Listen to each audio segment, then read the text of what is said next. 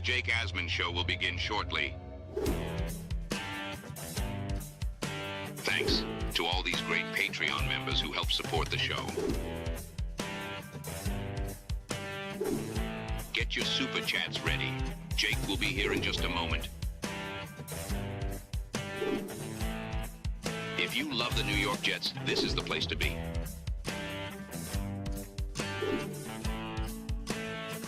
And now, the Jake Asman Show. The Jets' new head coach is Aaron Sala. What a performance, baby. 0-2, embarrassed by the Bills. Same old Jets. I'm excited about the things that we're continuing to build and how we're moving forward. If you're feeling good about the New York Jets, make some noise. The 2025 New York Jets season is officially here. Can Aaron Glenn lead the team back to the playoffs and finally deliver on the promise this roster has shown? Every step of the journey, the Jake Asman Show will have you covered, breaking down all the storylines, every game, and everything in between. Please subscribe and hit the like button below. Super Chats, baby. Cut the line. The Jake Asman Show starts right now. Before we start, thank you to everyone that still actually wants to hear about this horrendous football team, about this horrendous game that we all watched. We all deserve so much better. Thank you to the Asmaniacs who allow me to have a job talking about this pathetic franchise. What a joke. What a joke. How many times have we seen this exact game play out over the last several years? How many times have we seen the Jets have no chance to win and you knew it in the first quarter? This was as bad of a performance as you'll ever see. And we have seen this so many times. The same type of performance. And it never changes. They change the coach. They change the quarterback. It never changes. 30-10 doesn't even accurately describe or depict what happened at MetLife Stadium today. If you were one of the fans that had to go to this, I'm sorry. The only good thing that happened to me was that I turned down free tickets last second to go to this game. Thank God I did. Thank God I did. To everyone else who was there, at least you had good weather. I mean, that's all I got for you. What a joke. What a joke. The Jets went out there today. Total yards, they had 154. If you take out the 56 passing yards Tyrod Taylor had in garbage time, you do the math. The Jets had under 100 yards of offense. Josh Allen didn't have to do a damn thing in this game, and his team went going away. 10-0 at the end of the first quarter. Should have been a lot worse. The Jets just beat themselves early. I mean, everything that could go wrong early went wrong. This was an annihilation. This was an unmitigated disaster from the beginning. The offense, completely non-existent. The defense was sloppy. The penalties right away. Thanks, Michael Clemens. Nice job. 3rd and 19, roughing Josh Allen. Embarrassment. This team had 87 yards of total offense through 3 quarters. They ran 3 plays on offense in the 3rd quarter. The game was over really at the end of the first quarter, but definitely at halftime when they were down 20-3. I mean, the defense allowing 248 first half yards. Josh Allen untouched on that 40-yard scramble on 3rd and 8.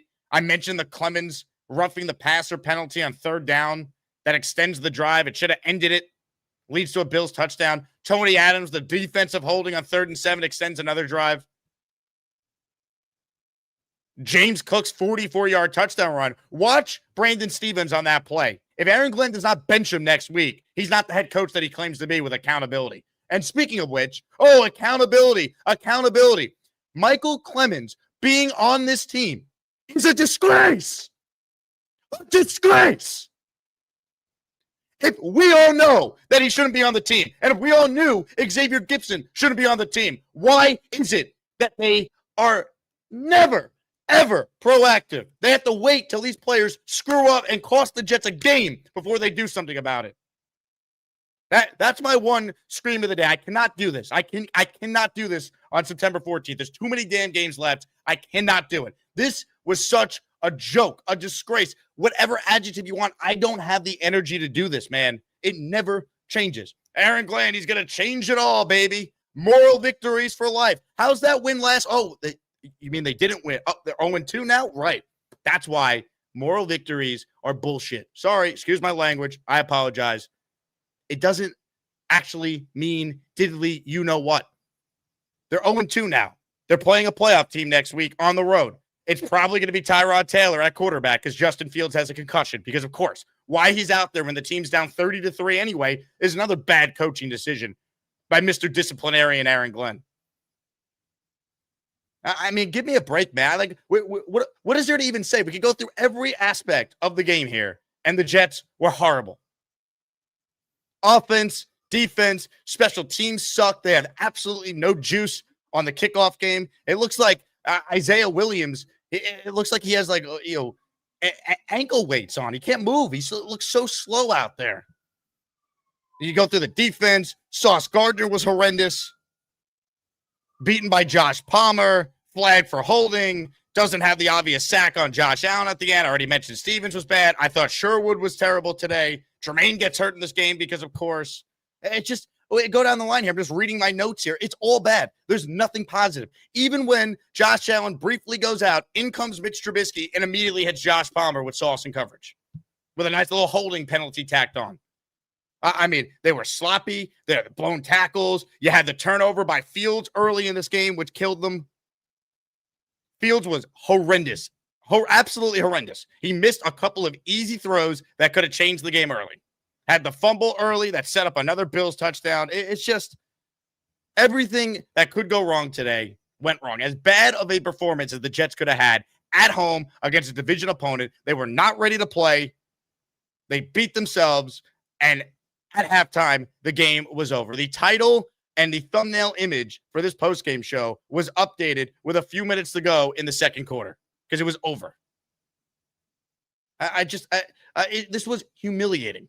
This was absolutely disgraceful, and this fan base, once again, deserves better, and we never get it, ever. But please, tell me more how Aaron Glenn is all about holding guys accountable, but Michael Clemens has to make massive screw-ups before we actually see someone be held accountable. Or Xavier Gibson has to cough away a game last week before we see someone be held accountable. It's enough, man. They're 0-2. That's why last week didn't mean anything if you don't win. You score 32 points and you don't win, guess what? You lost. You're 0-2 now because you were playing the Bills. But it's one thing to lose to the Bills, to be that to put out that performance, to be that disgraceful. I don't even know. I had to look up like adjectives to describe it. Like I'm broken, man. I got nothing to even describe what we saw. It's humiliating. It's embarrassing. Bills fans once again get to take over the stadium. It's a joke. And it's supposed to be any different? I mean, they were 0 for 5 on third downs today. They had 78 yards of total offense in the first half. The Bills had 248. Fields missed 2 to 3 huge throws in that first half. We mentioned the penalties. It was all bad. Really, there's really nothing from the second half to talk about. I could have went live at halftime, and if I just did the postgame show at halftime, everything I'm saying now, nothing would change. The only thing that changed in the second half was Fields got concussed with his team down 30-3. So now we probably see Tyrod next week.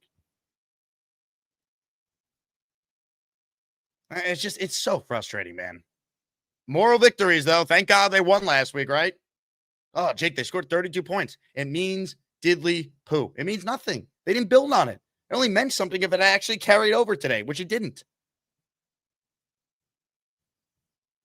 It's just like people just don't get it, man. And the real Jet fans do. We've seen this. Honestly. Look, Aaron Glenn's going to get more time, but what has he done that's any different than Robert Saleh? Seriously. And I'm not trying to tell you Robert Saleh is a good head coach. It was time to move on from him. Probably not 5 games in. Thank you, Woody Johnson. But it was time to move on from him. But I'm sorry.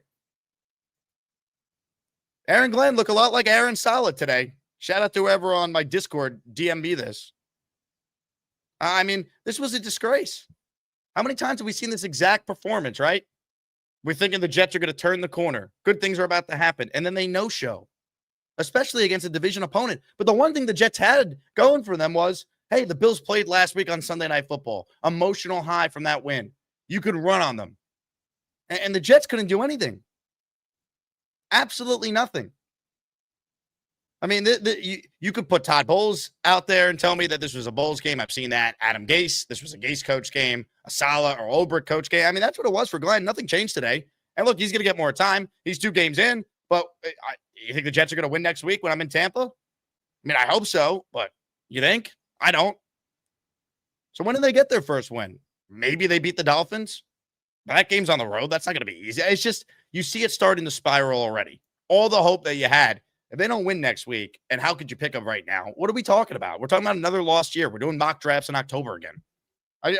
I'm so sick of it, man. But to see like Michael Clemens out there committing just like the dumbest of dumb penalties, and Josh Allen, you know he's going to flop, but you have to be smarter if you're Clemens.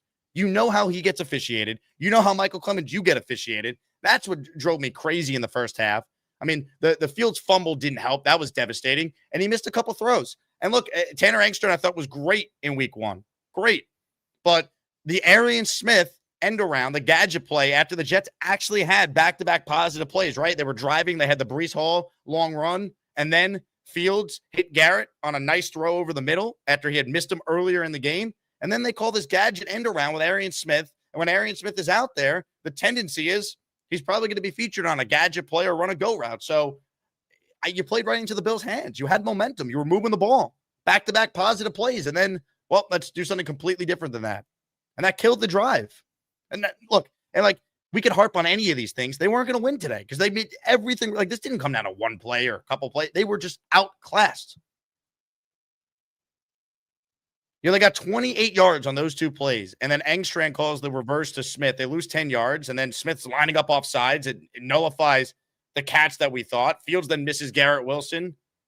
I guess Garrett could have caught it, but it's just brutal. The throw to Isaiah Davis before halftime. I mean, look, at that point, the Jets are down 20-3. They're probably not scoring a touchdown there, but 20-6, a little momentum maybe. But like, once again, they were never winning this game. Like, we could go through these plays here or there.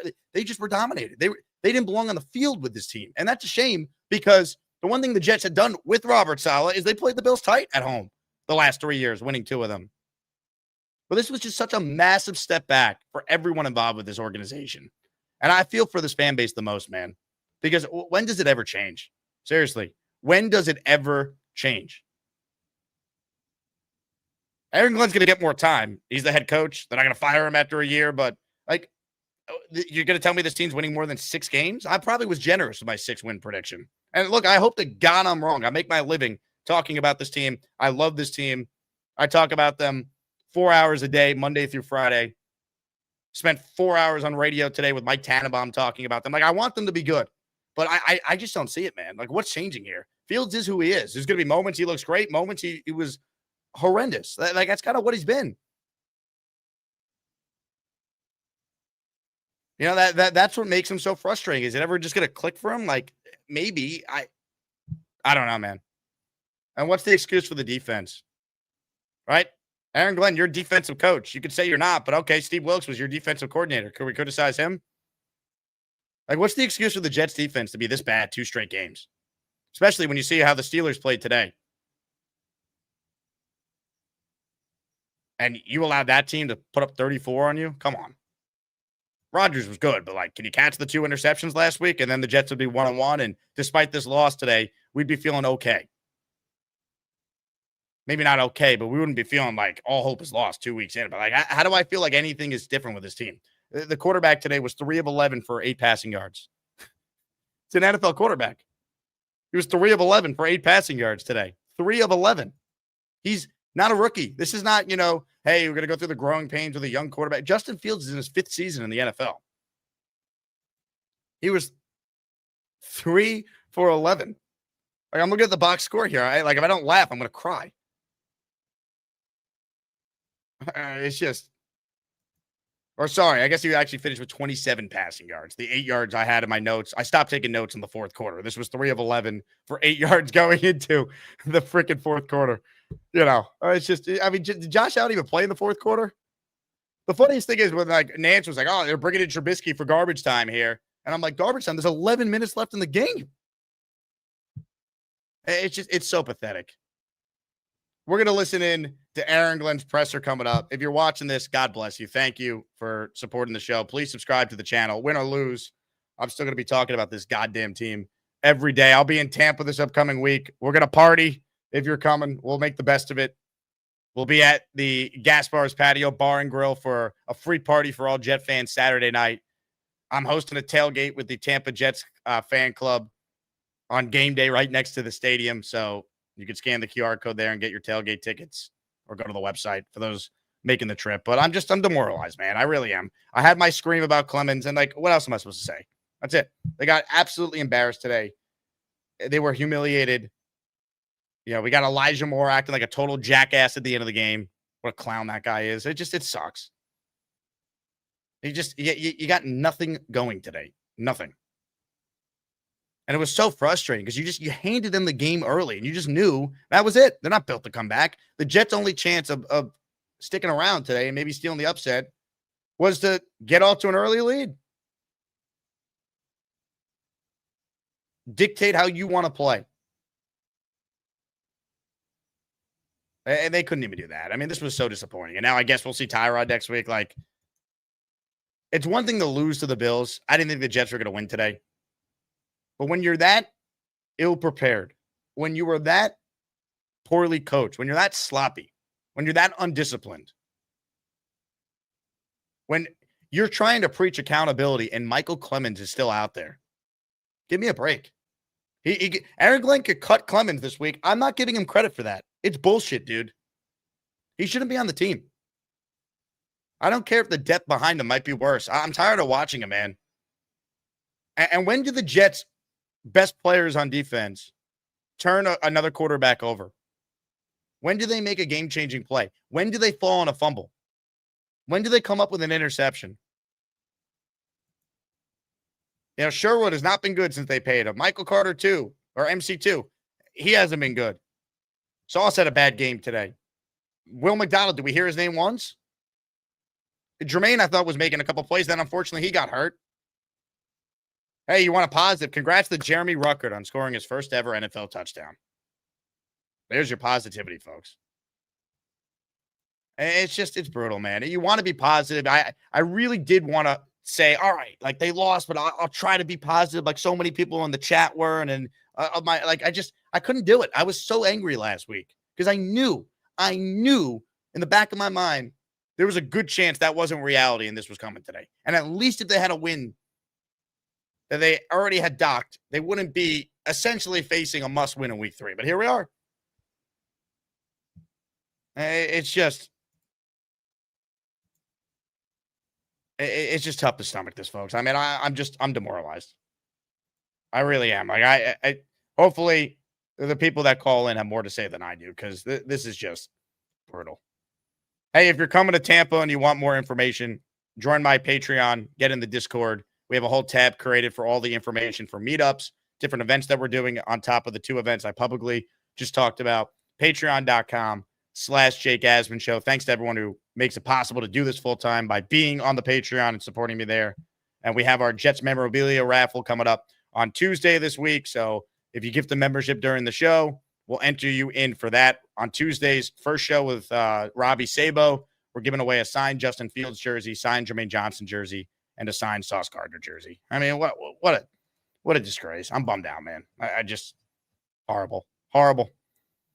Let's hear from Mr. Aaron Glenn, or should I say, let's hear from Aaron Sala, because I couldn't tell the difference when I was watching the Jets today. Let's go live to the podium inside the media room at MetLife Stadium, and let's listen in to our 0-2 head coach.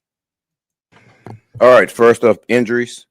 Tony Adams has a groin. We still have to evaluate that and see exactly where he's at. Jermaine Johnson had an ankle. I mean, all these guys, we have to see exactly where they're at. But he had an ankle. Michael Carter, he had a shoulder. And Justin's in concussion protocol, right? So when it comes to injuries, that's what we got. When it comes to this game, very disappointing. Very disappointing. All 3 phases, to be honest with you. And I just told the players, first off, I got to take a look at myself. I want to take a look at every player. And I want to take a look at every coach, right? There's no stone that won't go unturned, right, without figuring out the issue. But I do know this. And I told these guys this. I've been here before with 2 teams in New Orleans and Detroit. The one thing that we're not going to do is we're not going to waver with not one bit. Not one bit. The brand that we say that we're going to play, right, we're going to play that type of game, right? And our guys will get better. The only thing we have to do is get ready to go back to work, all right, on Wednesday, and we'll go from there. I do know that. So any questions? What can you pinpoint before watching tape, obviously, is where things kind of started to go wrong today? I'm not about to sit here and blame this on the refs at all, right? Because I think they had more penalties than we did. It was some of the penalties that we had were things that we talked about that we shouldn't allow to happen, and those things came up. All right, so maybe I'll have to emphasize those even more. All right, and that's the way I look at it. That's something that I have to make sure I do a better job of. But other than that, they kept the ball, and we didn't keep the ball. It's just that simple. What's on the penalties specifically? Did you think the Clemens roughing call was fair, a good call? And if Well, not, the thing is, we know they call that call. When you hit the quarterback high, when you hit him in the head neck area. All right, and that's just what they're calling now. So we have to be smarter than that. You feel like that was a discipline? Say it again? You feel like that was an undisciplined penalty? I just felt like it was a penalty.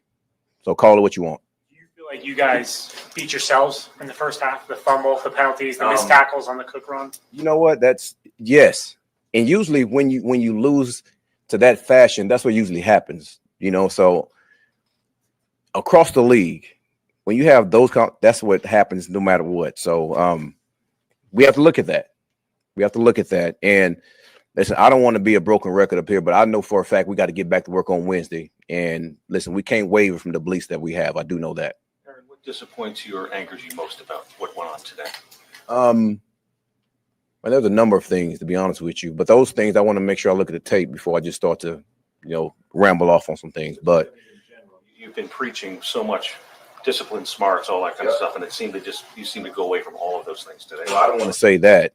There was other factors in that game too. It wasn't all just the discipline. I mean, they kept the ball longer than we did. We didn't keep the ball at all, so that was a huge part of what happened. Coach, any word yet on just how bad the injury was to Justin? Well, I just talked about that. We still have to evaluate that. Cook's the long touchdown run. It looked like Quincy had a shot at him around his ankle, but it just seemed like the defense was just out of position there. Yeah, I think it was more over pursuit. But again, I don't want to just really stamp that until I get ready to watch it. But missed tackles did happen on that play. What was your view of the passing game? I think you guys only ended up with 50 passing yards today. What's my view of it? Yeah. It wasn't good.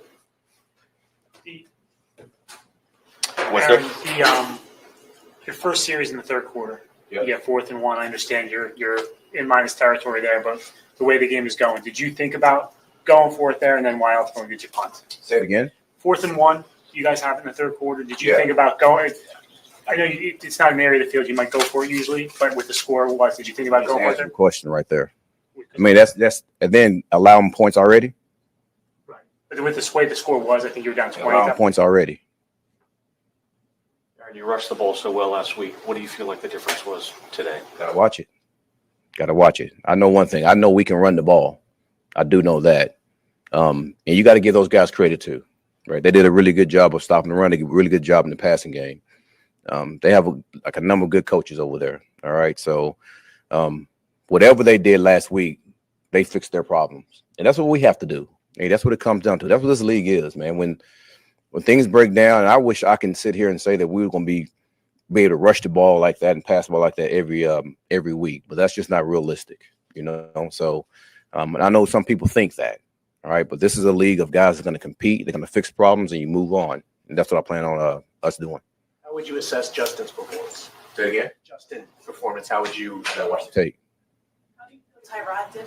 Gotta watch the tape. It was shit, Coach. I'll assess his Do you have performance any for you. sense on what went wrong with the run defense? 224 yards allowed. Gotta watch the tape. What are your thoughts on what happened with Michael Clemens, the penalty on the first series? Just talked about that. Also on that series, he got pancaked on Josh Allen's 40-yard run. What does he have to do better? It's not what he has to do better. It's what we have to do better. And we all got to play better. What was your message to the team? I think I said that earlier, but I've been here before as a coach, and I have to look at myself. All the players have to look at themselves, and the coaches have to look at themselves also. Apparently, I didn't get to have the guys ready to play. So whatever we see on tape, and we have to be honest with ourselves for what we see on tape. We have to fix those things, and that's just the way this league is. And it's not okay. It's not okay to lose like that. And I'm not a big fan of sitting here and telling everybody, guys, it's okay. No, you don't just lose like that and it's okay. What it is, man, you go back to work. You start to fix those problems that you saw on tape, and you move on to the next week. And that's what we're going to do. Thanks, everyone. All All right, Aaron, go watch the tape, man. Hey, I'll watch the tape for you. You guys were a disgrace. Embarrassing. Go watch the tape. A joke. You don't need to watch the tape when your team went out there and was embarrassed the way they were. Got to watch the tape. Hey, don't you dare be upset that you had to give a similar answer to multiple questions after that. All right? You're addressing your fan base right now that is rightfully pissed off, disgusted with that performance. That was a bad press conference, man. I am so annoyed, man. I am so disgusted with this performance today in that presser. It doesn't end, man. It just doesn't end. Go watch the tape. There's a difference in losing and then that. This was supposed to be. I was told that I couldn't expect wins this year, but okay, how do I judge Aaron Glenn? This is from people that I'm too hard on the Jets. No, you have to be patient. You know, if the Jets go out there and they're competitive against Buffalo, right? If they don't have an Arizona game like what happened last year, if they don't have a 40-0 game to the Bills, it's game 2 and this happened. It's game 2. The final score might say 30-10. It was 30-3, and it should have been worse. The Bills did not try late in this game. Josh Allen didn't play in the fourth quarter. Tyrod Taylor came in and in garbage time passed for 56 yards. The Jets as a team today in the modern NFL had a total of 154 yards. And once again, 56 of them came in garbage time from their backup quarterback. This was unacceptable, man. It's just I don't know how it gets better. I don't. I've seen nothing that tells me it's going to get better. I don't care if they scored 32 points in week 1. Where's this defense, man? The Glenn honeymoon's over. They better show up next week, man. I don't know. What is there to say right now? I don't even know how I could even get this angry. Like, I should just expect this. I didn't expect them to win today, but somehow it's like the way they lose, they just find a new way to just completely demoralize you as a fan. Like, you want to believe. I really wanted to believe that this team was going to be properly coached, and last week meant something. And if they played a good game and lost today, I'm sure I would be angry, but I don't think it'd be this. It's embarrassing. Now, once again, I sit here and I say what I say all the time. The Jet organization does not deserve how great the fan base remains.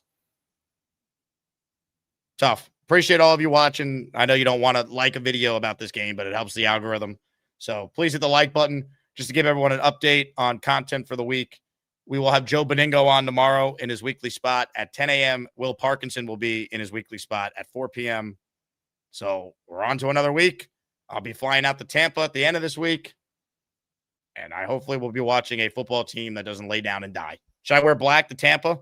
Not only will I melt, but I'll be dressed for a funeral. Because that's what's happening Sunday, right? They're gonna beat the Bucs, I hope. But they're gonna be a big underdog, probably a touchdown underdog going into that game. We'll see how Tampa looks tomorrow night against Houston. Short week, I guess if you want to point to something. It's probably gonna be Tyrod. Or I guess, may not be a downgrade if Fields is gonna play as bad as he did today, but I don't know, man. 2 games in, and it already just feels like there's just no hope for anything this year. Brutal. Couple super chats, and then we'll get to your calls. Man, this sucks. Comics and stuff, and Bobby both became channel members, so they're both in our raffle on Tuesday. Jet Life starts us off with this first super chat here. F the positive shit I was talking about last week. We are not good. Shake my head. No, until proven otherwise, this team is bad. Bad. Moral victories do not matter because when you don't build on them, this was my fear. And now, you know what your record says? 0-2. 0-2. And you lost 2 games at home to AFC opponents. One to a team in your own division that, while you were not supposed to necessarily beat them today, we were talking about this team closing the gap on them, being competitive against them. That's what I was sold on, Glenn, right? Jake, you won't see what happened against Arizona happen this year. It happened in game 2. This was the Cardinals game. This was the second Bills game last year. This was Robert Saleh against the Dolphins in 2023.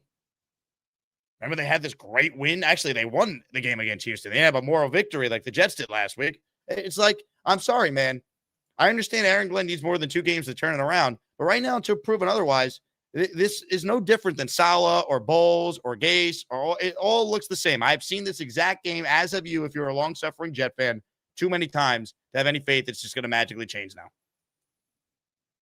You can hold guys accountable and talk the talk, but you know what? Michael Clemens should not need to be held accountable in the regular season. He should have been held accountable in the offseason and been gone. There are other defensive ends out there. Clowney, Zadarius Smith, they had plenty of cap space. They chose to go into the year with Michael Clemens. And if Jermaine Johnson's ankle injury, and we don't know the severity of it, is a big deal, guess who's playing a lot of snaps next week against the Bucs? Brutal. Dan with the super chat. I lost too many brain cells watching this game. And one thing I do want to bring up, it's way further down in my notes. And Glenn was like, I think it was Brian Costello who was asking him about the fourth down decisions. The passive coaching by Glenn, when he settled for the field goal, when they were down 20-3, making, you guessed it, a 3-score game, folks. Still a 3-score game. I thought that was horrendous, settling for the 51-yard field goal. And the other decision that Costello was asking him about, the punt, I thought was ridiculous. Why are you punting in a game you're getting blown out? I thought we're going to be aggressive. Oh, yeah. Last week, we couldn't wait to go for 2 in the first half. But today, we're down and we're going to be punting and settling for a field goal. Like, that to me doesn't make any sense. That's completely hypocritical. Either you're all in, we're going to be aggressive, or we're going to be a scaredy cat, for lack of a description word here. Like, that to me didn't make any sense. Is it why they lost today? Obviously not. But Aaron Glenn's supposed to be all about aggressiveness and going for it, right? And that's what he did last week, and we can live with that if you're consistent. He wasn't consistent today, and he's giving Costello a hard time about it in the postgame. That's a fair question. Cheeseman in the raffle for 5. Ali Crow, the positivity last week was undeserved. God help this fan base. Disgraceful performance. Get Clemens off the team. You don't have to eat crow, Cheeseman. I'm never going to tell someone how to fan. If you wanted to be positive last week, great. I was hoping you were right and I was wrong. But the reason why I was furious last week is because they didn't win the fucking game, man. And I'm sorry to curse again. I'm so angry. Because I unfortunately, I've seen this enough to know that if you don't take advantage of the wins when you have a chance, in our history, usually we're going to be lamenting the fact they didn't get it done. And that's unfortunately what I feel like now. Just like last year when they lost game after game because of their kicker, we're lamenting the fact, if we just had a kicker, we would have won. But it's like, you have to win the games. They're so tough to win. You can't squander it. NYJ, just get over with it and Shadow Realm Allen now. You know what? I'm not even looking at the comments other than the super chats here because we have 1,000 people in here. So I'm sure Allen is thrilled if he's in the chat right now. Mr. Magoo, I'm hurting Jake. Cut Clemens already. And you know what? Even if they cut Clemens, I'm not going to celebrate it. It's too little too late. He shouldn't be here. You want to give Aaron Glenn credit for cutting Xavier Gibson? That's fine. I thought it was the right move. It sent the right message, but he still cost the team a game already. And now Michael Clemens, who we knew did not belong on this team, if they cut him, it's hollow. You can't just cut someone every single week. You can't have, termination Tuesday. I think, Connor tweeted. Pat Rich, it was all A-Rod's fault. Oh, wait, he's not on the team anymore. Fields is not the answer, and it never was very undisciplined team. Look, I will repeat what I've said about Justin Fields for 6 months already since they signed him. In reality, in all likelihood, he's probably not their long-term answer. But he's got to play better than what he was today. You know? You can't play as well as he did and then follow that up and be as bad as he was today. That's what makes you want to rip your hair out. That's what makes you want to just stab a pen in your eyeball. Because how he could play as well as he did and then be that bad. And look, this game was spiraling out of control, but he had a lot to do with it early. Some of his missed throws never got the Jets in the rhythm early. Put the defense out there on the field. And the defense obviously had their own issues. The fumble that Fields had. Look, great play by, I think it was Milano, right? Who else? I know it might have been Bosa. Either way, like, that can't happen, man. He missed Garrett Wilson a couple times. He had to throw. I guess it's a tough play. Maybe Mason Taylor could have helped him out a little bit, but you got to stand in there, take the hit, and be accurate. Like, that's what franchise quarterbacks do. And once again, everyone who was going crazy over Fields last week, I brought up the amount of times that we saw Zach Wilson play well, and this was he's turning the corner, and it never happened. Like, franchise quarterbacks put together consecutive really good games in a row. Fields has never done that. He's had moments. He's been better than Zach. I'm not saying he's Zach. But it's like, that's why he's on his third team in 3 years. In all likelihood, he's not their long-term answer. Fine. But I need more from him, right? I need more from him than what we got today. Because he might be the bridge quarterback next year. Maybe there's someone that's sitting behind him. I don't know. I don't know, man. I have no answers. I thought they were going to lose. I didn't think they would have a Jeff Ulbrich, Adam Gase, Robert Saleh, Todd Bowles special. This was no different than any of that. I was told it was going to be different this year. They might not win games, but they're not going to be blown out. They're going to be in all these games. And what I saw today was Aaron Saleh on the sidelines. Ray Noble, same old. Jets, I got well said, I suppose. Matt Pope, we need justice for Carl. The Jets killed Carl. We know this. Dan, the Jet fan. I know the game was over, but why not go for it on 4th and 1, down 20 in the third? Bills had no problem going for it on 4th and 1, up 20 next drive. Amen. I hated that. Michael Levinson, Super Chat. I was excited after last week. I'll never learn. By the way, as you know, I'm a subscriber, but I can't get on to the chat. I don't know. I can't explain that, Michael. Maybe refresh your browser. The live chat is subscriber only for these post games here. Brendan Ryan checks in. Shout out to you, Brendan. I sent you your Joe Namath signed jersey this week, so congrats on winning that in the raffle. Clemens needs to be cut. What a joke of a player. Love AG, but what the F? Defense is garbage. DBs are a joke, and unfortunately that's on him. Is Wilkes just behind NFL trends? How can the defense be this pathetic? I don't know. I mean, one thing I'll say is, and it's a 2-game sample size, the defense was better with Robert Saleh than it was with Aaron Glenn. Without question. Now, Saleh's defense has had issues too. They never forced enough turnovers, but Glenn's defense is allowing yards and points. And also, they don't force turnovers. Now, it's 2 games, but they better figure it out quickly because this defense was supposed to be the strength of the team. And while they would have been, destroyed anyway today because of how bad the Jets' offense was, they got to show up next week against Tampa and try and give us something this season. You go 0-3, you're done. You're done. Even if they beat Miami and some of you were trying to talk yourselves into, here comes the turnaround. No, it's not. I hate to be this doom and gloom, but I'm beaten down, man. I used to be a positive Jet fan. Now, apparently, I'm too negative. You know what I am? I'm a realist. I'm tired of losing. I'm tired of the same exact thing playing out. This was supposed to be different. That's what I was sold with Aaron Glenn. It was going to be different. Culture, discipline. They're going to be competitive. The game was over at halftime. They were down 20-3 at halftime. Josh Allen did not play in the fourth quarter. He didn't have a rushing touchdown today or a throwing touchdown, and you got destroyed. Think about how embarrassing that is. This was 30-3. 30-10 makes it sound like it was closer than it was, even if 30-10 is an embarrassing score. Fire Aaron Glenn in the house. She says, fire Aaron Glenn. Spencer Green. Damn it, Beast Breaker. This is on you. You have not shown this team the proper adjustments we need. You have one more week, Beast. One more. In all seriousness, this is the same team as it was. Shake my effing head. I know, Spencer. If we don't laugh, we'll cry. Which is why I at least try and play this. Oh, shit. Tyrone Garcia says, it sucks we need a quarterback. Last week was a revenge game. Fields will be a backup eventually. I mean, is he going to be a backup for the Jets or for someone else? I don't know. This is his last true chance to be a starter in this league, though. That I do know. Mike Perez checks in. It's upsetting when us fans are right and the coaches can't see it. We're allergic to turnovers. We can't stop a nosebleed. I mean, they don't force turnovers, and now they're just getting run on. I mean, the tackling performance today was so bad across the board.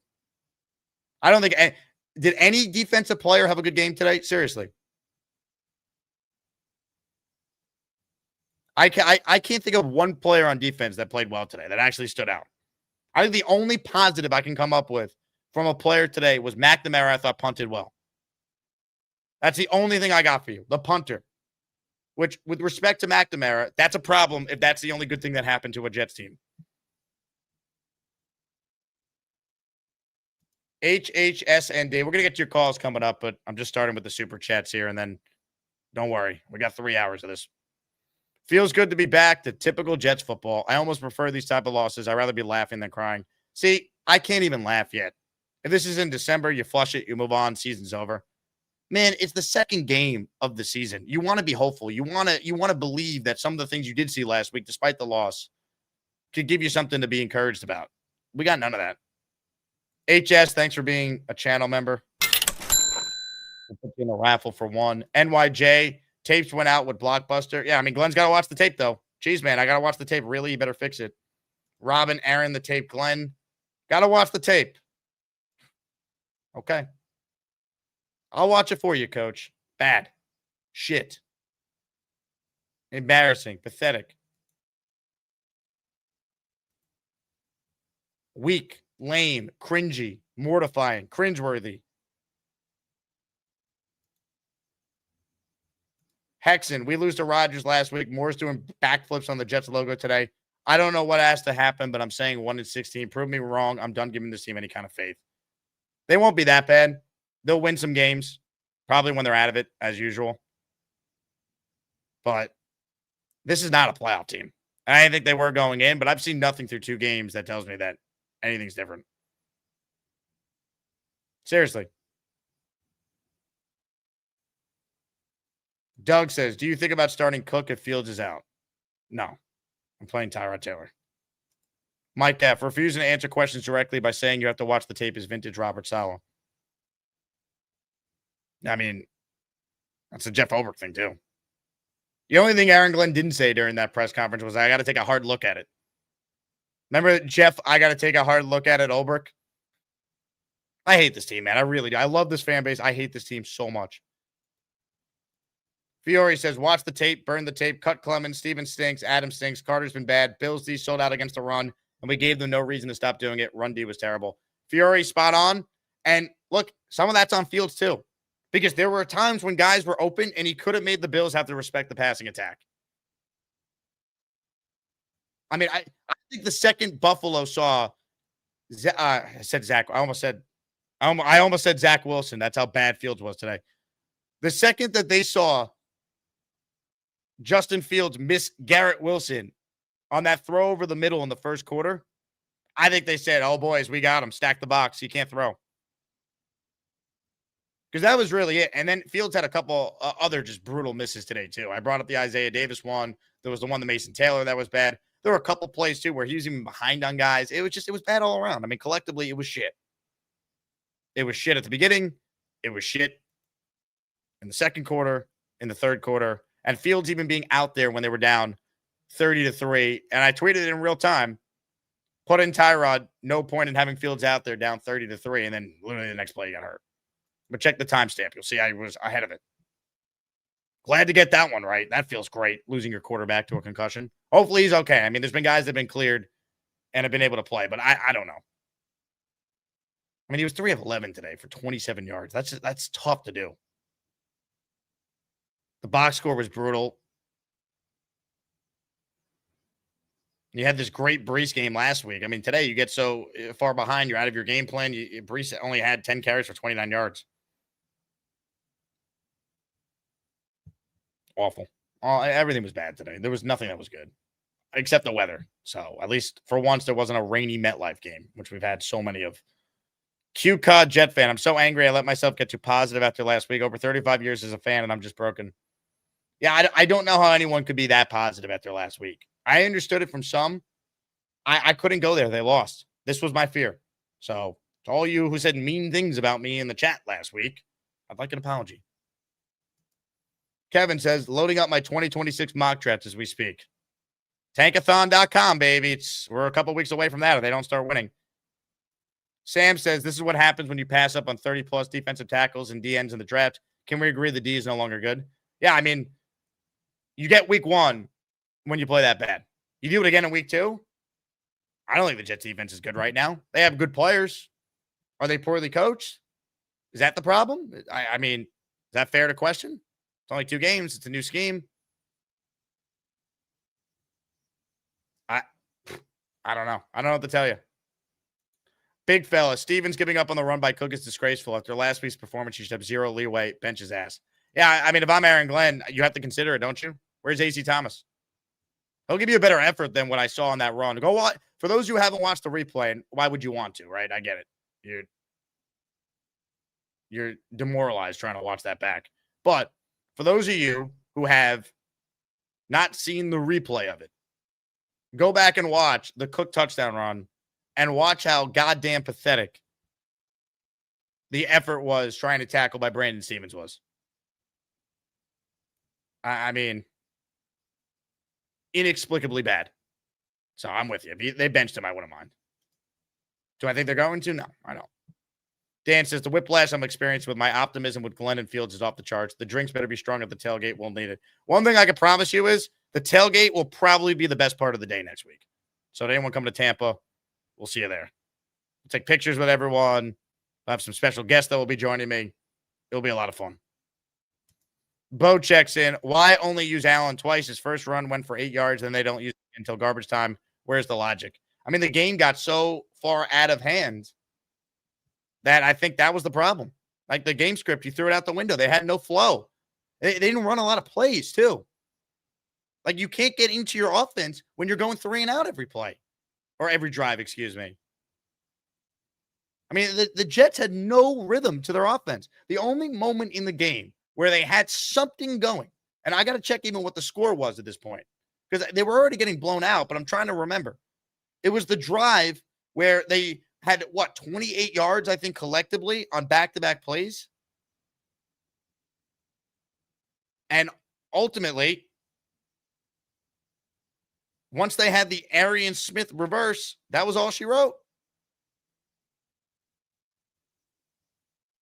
I guess it was maybe let's see. Brees Hall, 11-yard run. Shot. I'm trying to find the moment in the game. But like whenever they called the reverse to Arian Smith after they had the back-to-back good plays, when that was the only time they had like something going on offense. The quarterback was bad today. The play calling wasn't good. It was all bad. There was nothing good about today. Brendan Ryan says, totally agree. At least Salah's defense got pressure. Thought after last week our front four would have gotten pressure. We look like a turnstile, unfortunately. Yeah, it's just crazy. Malcolm Flex became a channel member. Thank you, Malcolm. We'll put you in the raffle for one. Jets Worldwide says we literally couldn't stop a nosebleed today. Help. I mean, they looked like they quit. Seriously. Where was the effort today? I didn't see it. Did you? JYB in the house. What needs to change in this organization? Watched with the girlfriend. She said, damn, this is tough. I have never felt more embarrassed to being a Jets fan. Yeah, I mean, this is as low as it gets. Because, there's really no hope right now. You're hoping that this new coach could turn it around, but the evidence so far is not great. Dollar bills, at least Salah's 2-0 right now. He's not a head coach, but, I mean, his defense, once again, it's funny. Salah's defense with the Jets never could force turnovers. I have Red Zone on one of my 3 TVs here, the Jets on the other, and I'm watching the Niners defense come up with, I think, a strip sack at the end on Rattler today. So the Niners defense for the second week in a row comes up with a big stop, forces the turnover. Man. Henny says the great Ben Johnson looked bad too. Who's worse? I mean, both are bad right now. Who cares? All right, let's get to your calls on the Gus Buster Umbrella Hotline. Reminder, we're presented by FanDuel. Jets and the Bucks next week. We'll talk more about the line as we go. But looking ahead right now, the Jets will open next week. Let's see if we could get the updated line for next Sunday in Tampa. The look-ahead line, I think it was 4.5 this morning. Let's see if I can get it for next week. Look-ahead line at FanDuel for Jets Bucks is, everyone take your guess in the chat, currently not listed. because of Justin Fields. So they took it down. I think it was 5.5, though, this morning, but the Fields concussion, they have removed it from the board because of the injury. So we'll check what that line is at some point this week when we know. Dan, the Jet fan, says Sauce is allergic to tackling. He had a bad game today. Everyone did. I don't know how everyone can have a bad game in week 2 like that against a division opponent. All right, to your calls we go. The Hamburger will bat lead off today on the show. If you're new to the post game, click the pin link in the comment if you want to call in. And that is your way to get on the show. We can only have up to 15 people on hold at once. So if the green room says it's full, keep checking after each call, and we'll have more room for people to join. But Hamburger, you're up first. Let it rip, my friend. Here we are, Jake. I'm sorry, folks. I'm sorry. I don't see any more than what we're seeing now. I think watching last week, and then you see what the Steelers were this week, we played another bad team. I think this week there's no effort, man. I don't like the post interview. I don't like any of it. It all stinks. It all sucks. I can't watch this shit, man. It's terrible. I had my son come over here. He hasn't been in my house with his girlfriend in a while. They came. She never really watches football. She came down here, and we sat down in my basement with all the lights on. It was like a fucking morgue. Like it's terrible. Like I can't. All facets of the game: offense, defense, special teams, coaching suck. The team sucks. I'm sorry. This team is going nowhere this year. Lucky if we win one game. Lucky if we win one fucking game. I'm sorry. You guys can all sit there and say trust. Eat shit. It's over. Like, I'm sorry. It's over. You can come back at me at the end of the year if we do something. But for right now, I'm sorry, Jake. This team is fucking finished. It's over. Like, you can't. It's week 2. They practice with pads for like 3 weeks before anybody else, and they can't fucking tackle. Like, it's embarrassing. Like, I don't even want to watch them anymore. It's torturous. Thank God the Mets broke their 8-game losing streak just now. I mean, like, for real. Like, New York sports sucks. I don't know. The Giants win? Probably. Like, that's our luck. At least the Giants won, and we're going to be 0-2. And they looked worse than we did last week. Like, this, it's just, I'm sorry. You believers that, and I'm sure it's a lot of you young guys that had started watching when the team was good. But for us older folks, man, we've seen this a lot. And it's just, I don't know. If anybody out there thinks Aaron Glenn is the answer, I know it's early to tell, but what I've seen so far and what I've seen in his interview, I'm not a believer right now. He's Hamburger. I love the passion, man. For what it's worth, the Giants did lose. They lost on a last-second kick. Russell Wilson, though, threw like 450 yards, so at least he showed a pulse after looking dead last week, but whatever. It's just,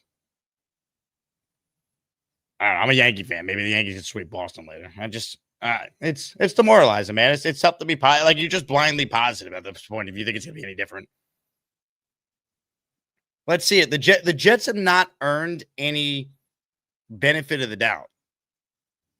Yet some people wanted to give it to them after a, quote, moral victory last week. And I was very weary with that. They haven't earned it. Aaron Glenn, we like him because he's a former Jet, but he's another first-time defensive head coach with no previous coaching experience. So we don't know. We hope he's a good coach, but I've been saying this for months. We have no idea. What I saw today was no different than what I saw last year from any big Robert Saleh game or Adam Gase or Todd Bowles or the end of Rex. Like, we've seen this exact game, man, where the Jets are just non-competitive. They beat themselves, dumb penalties. Defense doesn't play.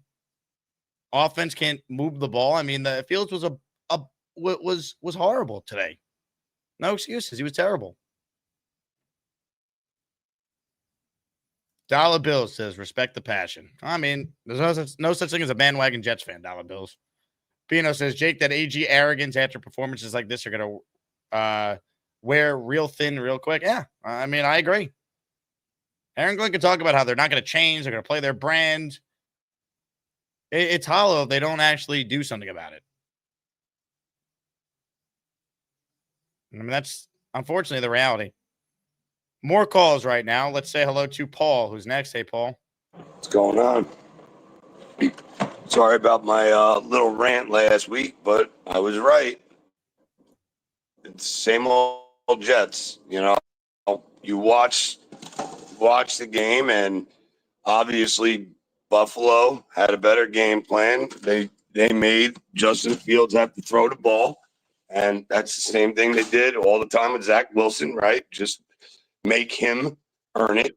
He didn't. And you know what? We looked a lot better than we did. But if you look at the Pittsburgh game today, they got shellacked, right? So maybe their defense isn't that good either. And we just, it was week one. I know there's still a lot of time left, but we're a laughing stock all the time. We never get a call. I mean, ever. I mean, they just disrespect us. Every team that comes in disrespects us and gets away with it. The refs do nothing. I mean, the whole thing's an embarrassment. It really is. And you know what? Aaron Glenn, yeah. Well, guess what? All talk. That's what I'm seeing right now. And it's going to keep going. I'm not impressed, and I'm not crowning anyone until I see wins. And we're not going to see wins because we stink. And we stink every year. I could have my friends text me every Sunday for years and years. You'd think I'd be used to it, but I'm not. I'm sick of it. I'm 54 years old. I've been a Jet fan my whole life, and this is what it's been. And it just, this team gives up. They got no heart.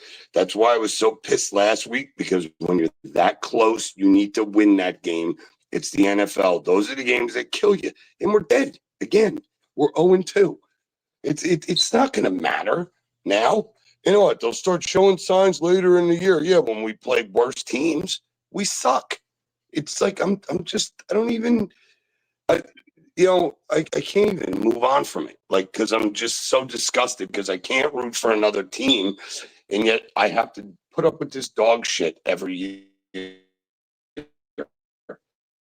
And that's what it is. I'd rather step in dog shit than watch that game. It was pathetic. Paul, well said, man. I get it. There was nothing watchable about that game that makes you feel good about the direction of this team. Now, look, we say this, it's a cliche, but in the NFL, it's very true. It's week to week. Maybe the Jets. Everyone's going to pick the Bucks. No one's going to give them a chance. Maybe they come out and they play a lot better next week, but I don't care if they play a lot better. It means nothing if they don't win. You got to win games. Rick Kent wants to wish a happy birthday to Rob V. Happy birthday to Rob V. He called the radio show this morning, and he said his only wish was a Jet win. So, Rob, I'm sorry that the Jets not only didn't win, but they gave you one of the worst birthday presents you could have possibly received from them. Oh, just brutal, man. More calls. Rob, the Jet fan, is next. Hey, Rob. Jake, more of the same fucking crap. I don't know, buddy. I mean, this is kind of the reason why, you want to believe in Aaron Glenn, Jake. But you know what? We needed to get an experienced coach, someone who knew what he was doing. They didn't even barely contact Brian Flores, but they should have. You know what? A guy like Brian Flores probably would have kept Rodgers and did some tweaks, and we'd be a formidable team this year. But so far, I see Wilkes, defensive coordinator. He looks awful so far. He's allowed 64 points in 2 games. So what's so good about this defensive coordinator so far? First of all, I mean, nothing. The defense has been horrendous so far through 2 games. Yeah, and then we have to go shopping at the dollar store, Jake. Like you said, here we are with Cisco and Stevens, and these guys have been garbage so far. Fucking garbage! And that's what it's been so far, Jake. A real shit show. JJ, call in, Ring of Honor, Justin Fields. He's the best quarterback we've ever had, better than Namath. I mean, I want to hear these guys calling about this shit right now, because this is a shit show, Jake. Last week, you're right. Moral victories. Everyone was on cloud 9. Oh, yeah, but we played great. Oh, my God. Moral victory. But you can't buy into these moral victories, Jake. And, I know you don't, and I surely do not. And it pisses you off, Jake, because you got guys like Clemens. Connor said it in SNY. You got guys like Gibson. All the fan base knew for the past 2 years that this guy should have got cut. What did we do? No, we held on to him. What did he do? He cost us a game. And then Clemens, the same shit. You knew, Jake, you knew that he was going to commit a stupid fucking penalty, pardon the French. But you knew he was going to commit a stupid penalty today, and sure enough, he did. The game was very early at that point. It's a 3rd and 19. He hits him up high, and of course, they're going to call a penalty on that, and it starts to change the complexion of the game. I mean, stupid things like this. Oh, Glenn got rid of him. You see, he's holding accountability. Okay, yeah, accountability, but the damage has already been done, Jake. And you know what? Now we're 0-2.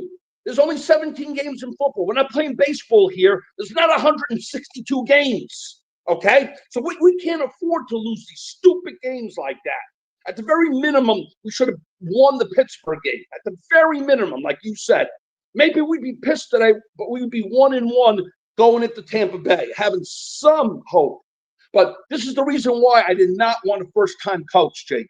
I did not want Aaron Glenn. I would have taken a guy like Brian Flores because Rabel wasn't coming to us. And of course, Rabel won today. But, I mean, this is the bullshit that pisses me off, Jake. These are mistakes that could have been fixed. You got to wait until Clemens cost. Well, I won't say he cost us again. We got killed, but makes a stupid penalty. We'll say that. And then Gibson cost us the game. I don't see Aaron Glenn cleaning up the shit, and he has the audacity to say, oh, I'm going to look at the tape. I'm going to look at the tape. What tape do you need to look at? They look like shit today. A to Z, they look like shit, Jake. Nobody played good on the defense. Nobody. This guy Wilkes has been dog shit so far. What the frick has he done so far? He's horrible. And I'm sorry. Like I said last week, Jake, Justin Fields had a good game. This week, boy, did he look like crap. He looked awful, Jake. Awful. And this is the thing with him. Inconsistent. That's why this is the 3rd team that he's been on. There's a reason why he bounces from team to team. And everyone's like saying, oh, you're not giving him a chance. You're not giving him a chance. But, I mean, I don't know. I'm fed up, Jake. I mean, you know, I wish we had an experienced coach. We needed to have an experienced coach, not, let's hope Aaron Glenn is good. I don't know. What do you think? I appreciate it, Rob. Okay, I wanted someone with previous head coaching experience anyway. I don't know if that necessarily would have mattered, though, in a game like today when the quarterback is that bad. You know, I don't know. I mean, it's still a quarterback-driven league at the end of the day. And Fields he was unplayable today. And it's so just maddening because of how good he was last week. There's a lot of questions. We're 2 games in. I was sold by the Jet fans who wanted Glenn and said that he's the guy. And like, oh, Jake, you're being unfair. You can't expect this team to have a winning season for the first time in a decade. You can't expect them to win more than 7 games for the first time. And people would tell me, I think they're going to go 7-10. I go, okay, well, what does it look like at 7-10 that would make me feel encouraged? And one of the things people said was they'd be competitive every game. They'd play the Bills tough. They'd upset a team or two that they're not supposed to. There'd be no games that look like the Cardinals game from last year or the 40-0 ass kicking in Buffalo last year, right? We're in game 2, and this is exactly like those games. That's what concerns me.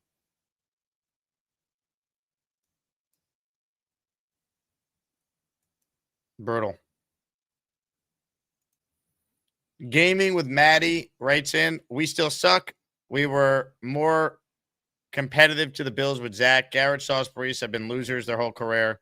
I almost bet 1,000 Jets money line. Well, I would say this. 1, you're a moron.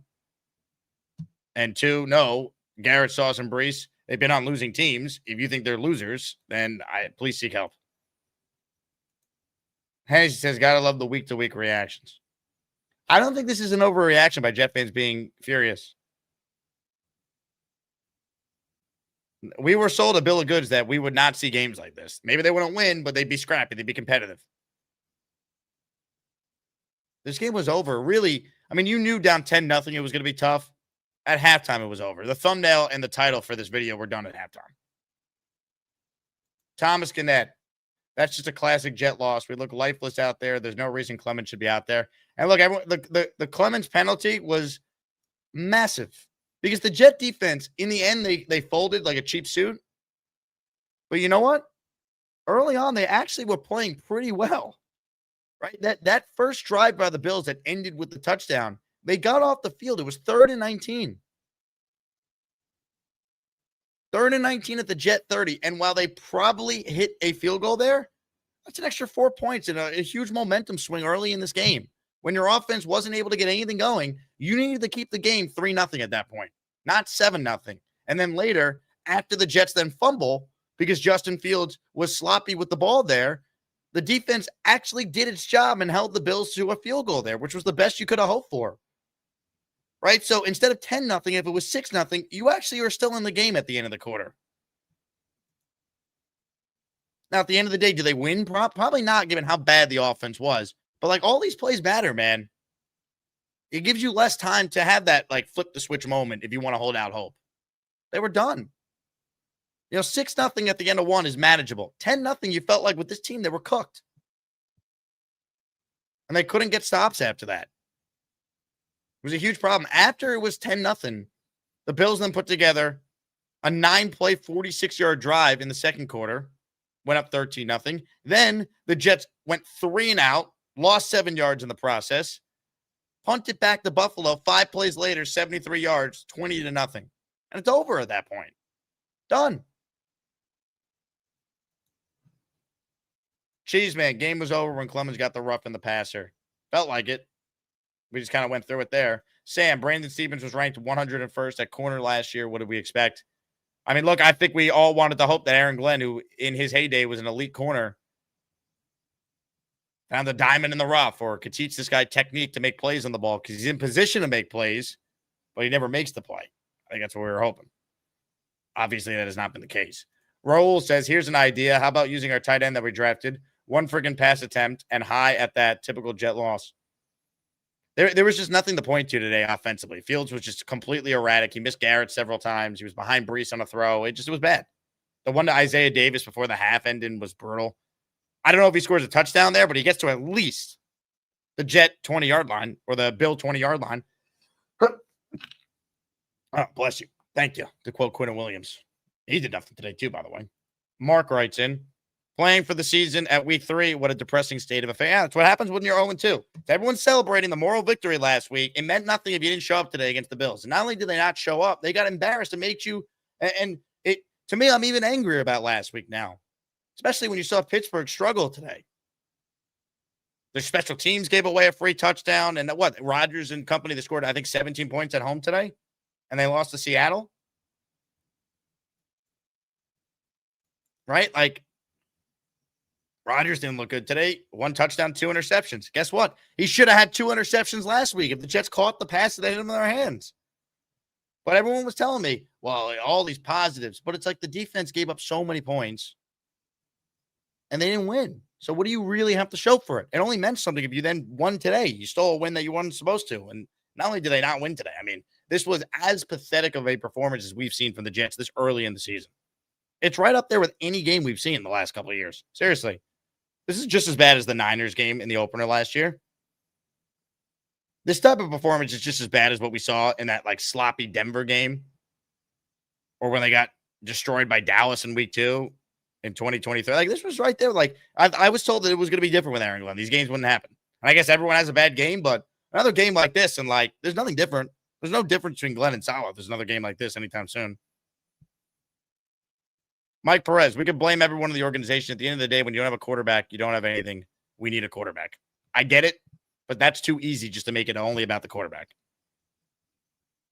Like Michael Clemens committing a dumb penalty has nothing to do with the Jets' inability to get a franchise quarterback. That's on this organization keeping him around. Peter Stores Arm Wrestling checks in. What do we even do, Jake? I mean, what's the answer? I guess we just wait and see if the new regime could build something over the next couple of years, and we just suffer again, man. It's so effing frustrating. That's it. We see how the year plays out. I mean, we're all pissed right now, but we all know we're going to be on the couch on Sunday watching the Jets. I'll be in the building watching this horror show. I hope it's not a horror show. Dylan says, pressure stopped when JJ went out. Players were dejected after the first touchdown drive. Long way to go for the staff to make corrections. Yeah. Who knows if their staff is Even good enough to make the corrections. We have no idea about this coaching staff. None. Not a clue. Robin Boy. Elijah effing Moore got the laugh on our faces. Elijah Moore is a punk. All right. Guy's on what? His 4th team now in his career? All right. He stinks. Elijah Moore. He's a backup on the Bills. Screw him. The worst was Jim Nantz being like, oh, he was good with the Jets. Jim, he was not. He was bad. He also quit on the team in the middle of a 5-game winning streak in 2022. Literally quit on the team. Got into a shouting match with his offensive coordinator at practice. The Jets sent him home. And if I got to listen to Romo talk about, this is not what Aaron Glenn is all about. He's going to correct this. He's changing things. He's doing nothing. We have no idea what he's doing. They lost week 1. They lost week 2. The only thing that matters is wins and losses, and this team is 0-2 again. And by the way, as bad as the Jets have been the last couple of years, they have not been 0-2 since 2021, Salah's first year. They were not 0-2 in 2022. Remember they had the Flacco crazy game in Cleveland? 2023, they obviously won, even though it felt like a loss, the Rodgers debut game. And last year, they lost week 1. They beat the Titans in week 2. So they're 0-2 for the first time since 2021. And I don't see how they're going to be 1-2 after week 3. I hope to God I'm wrong, especially because I'm flying all the way out to Tampa to see it. More calls right now. A lot of you are on hold. Philly Noodles is up next. What's up, Philly? Hey, what's up, dude? Tempered expectations. It's like echoing sentiment of everybody, on what we feel and what we're talking. Like you just stated, what Salah did, what he did after year 2. So year 1 we're in year 1.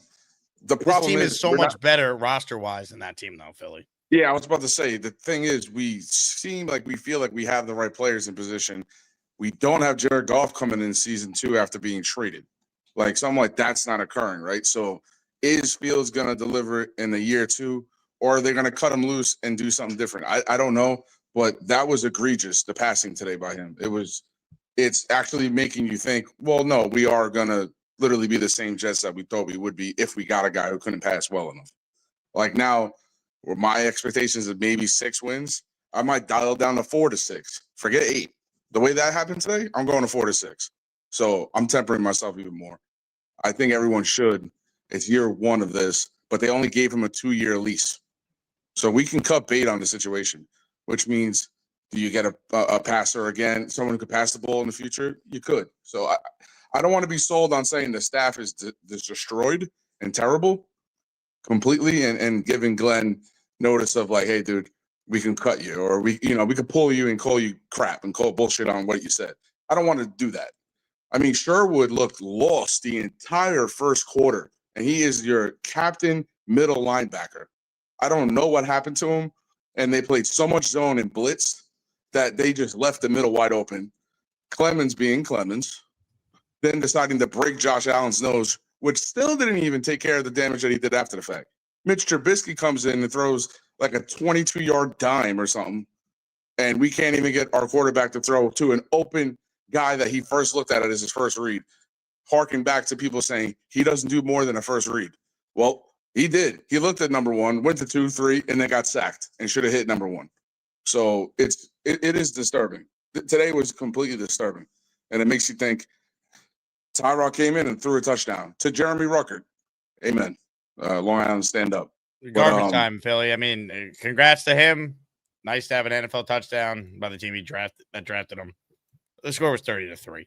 Brutal. I think I've used the word brutal like a million times in the show already. It's just, I don't even know what else to say. How else do you describe that, right? Like, it's unreal. More calls right now. It's Mad Max ain't yapping about Jets. Oh. That boy, he's jamming. Yo. He's slamming. Freaking dancing. Wall smashing. I'm Jake Asman. If Mad Max ain't ever stopped yapping, that boy, he still be dancing. Then call Jake Asman. He got an orange wall. What's up, guys? Can you guys hear me?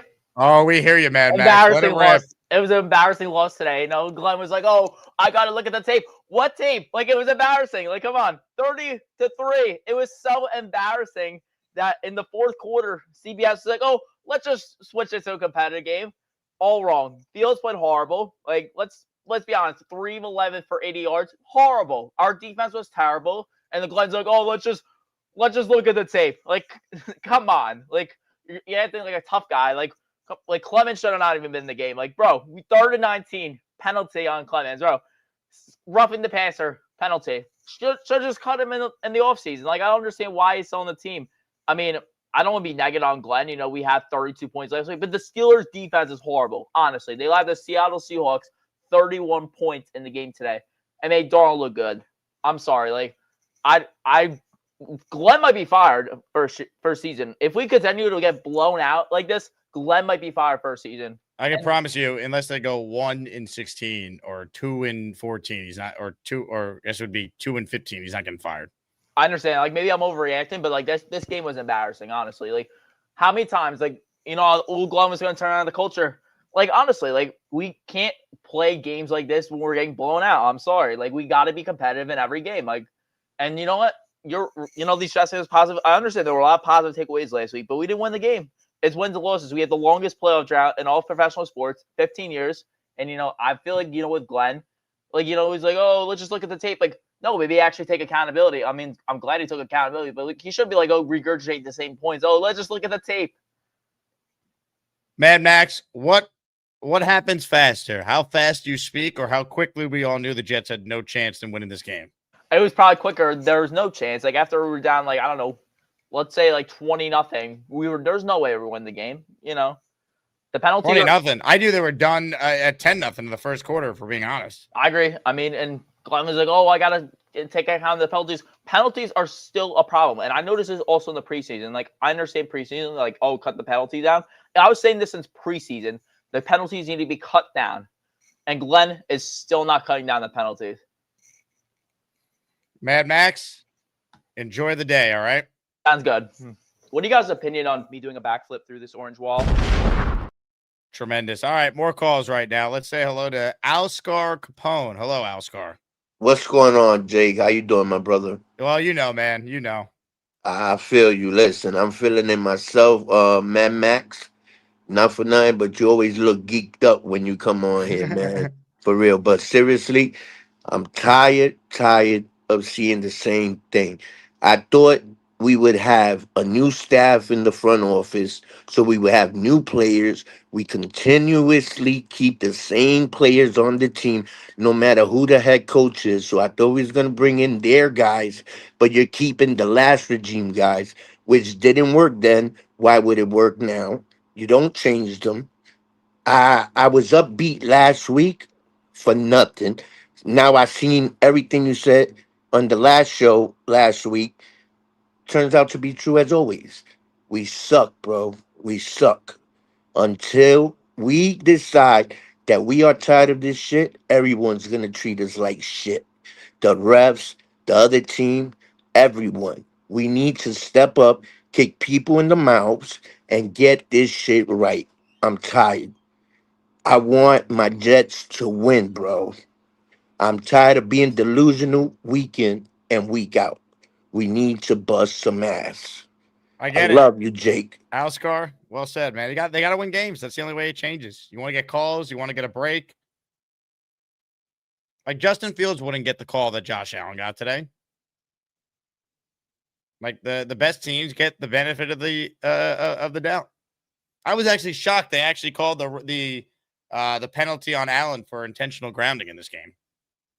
I was shocked they actually discussed it and actually ended up throwing the flag. I thought for sure, just like Rodgers got away with one last week, that the Bills were going to get away with that again this week, but it didn't even matter. It sucks. Great call.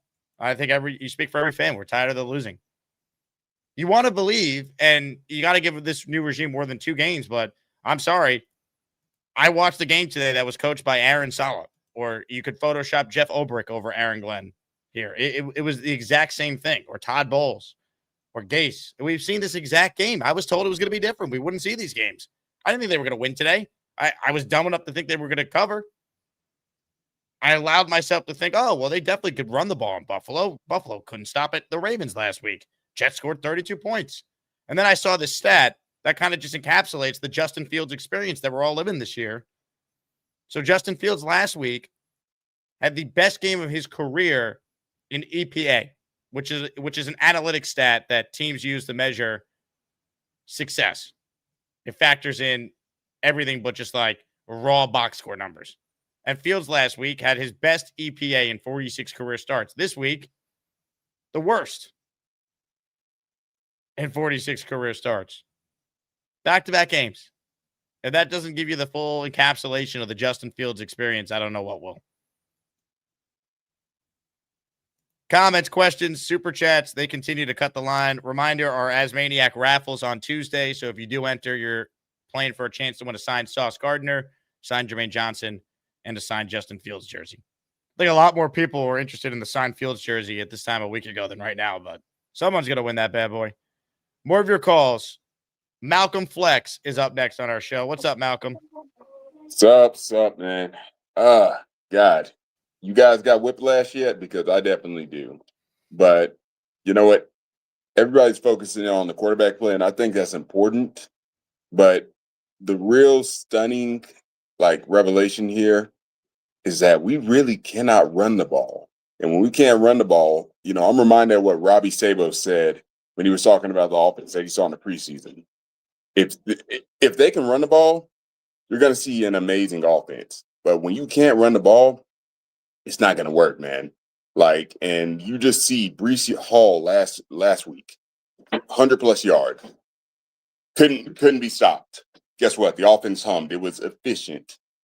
When Breece Hall can't get out of the backfield because, guess what? We have no threats of wide receiver. You usually have cornerbacks peeling off before, a half a second before the mess. Stop, son. I know, it was terrible. A half a second before the play even gets off. They're literally peeling off and blitzing and stopping Breece Hall in the backfield, and that was all day.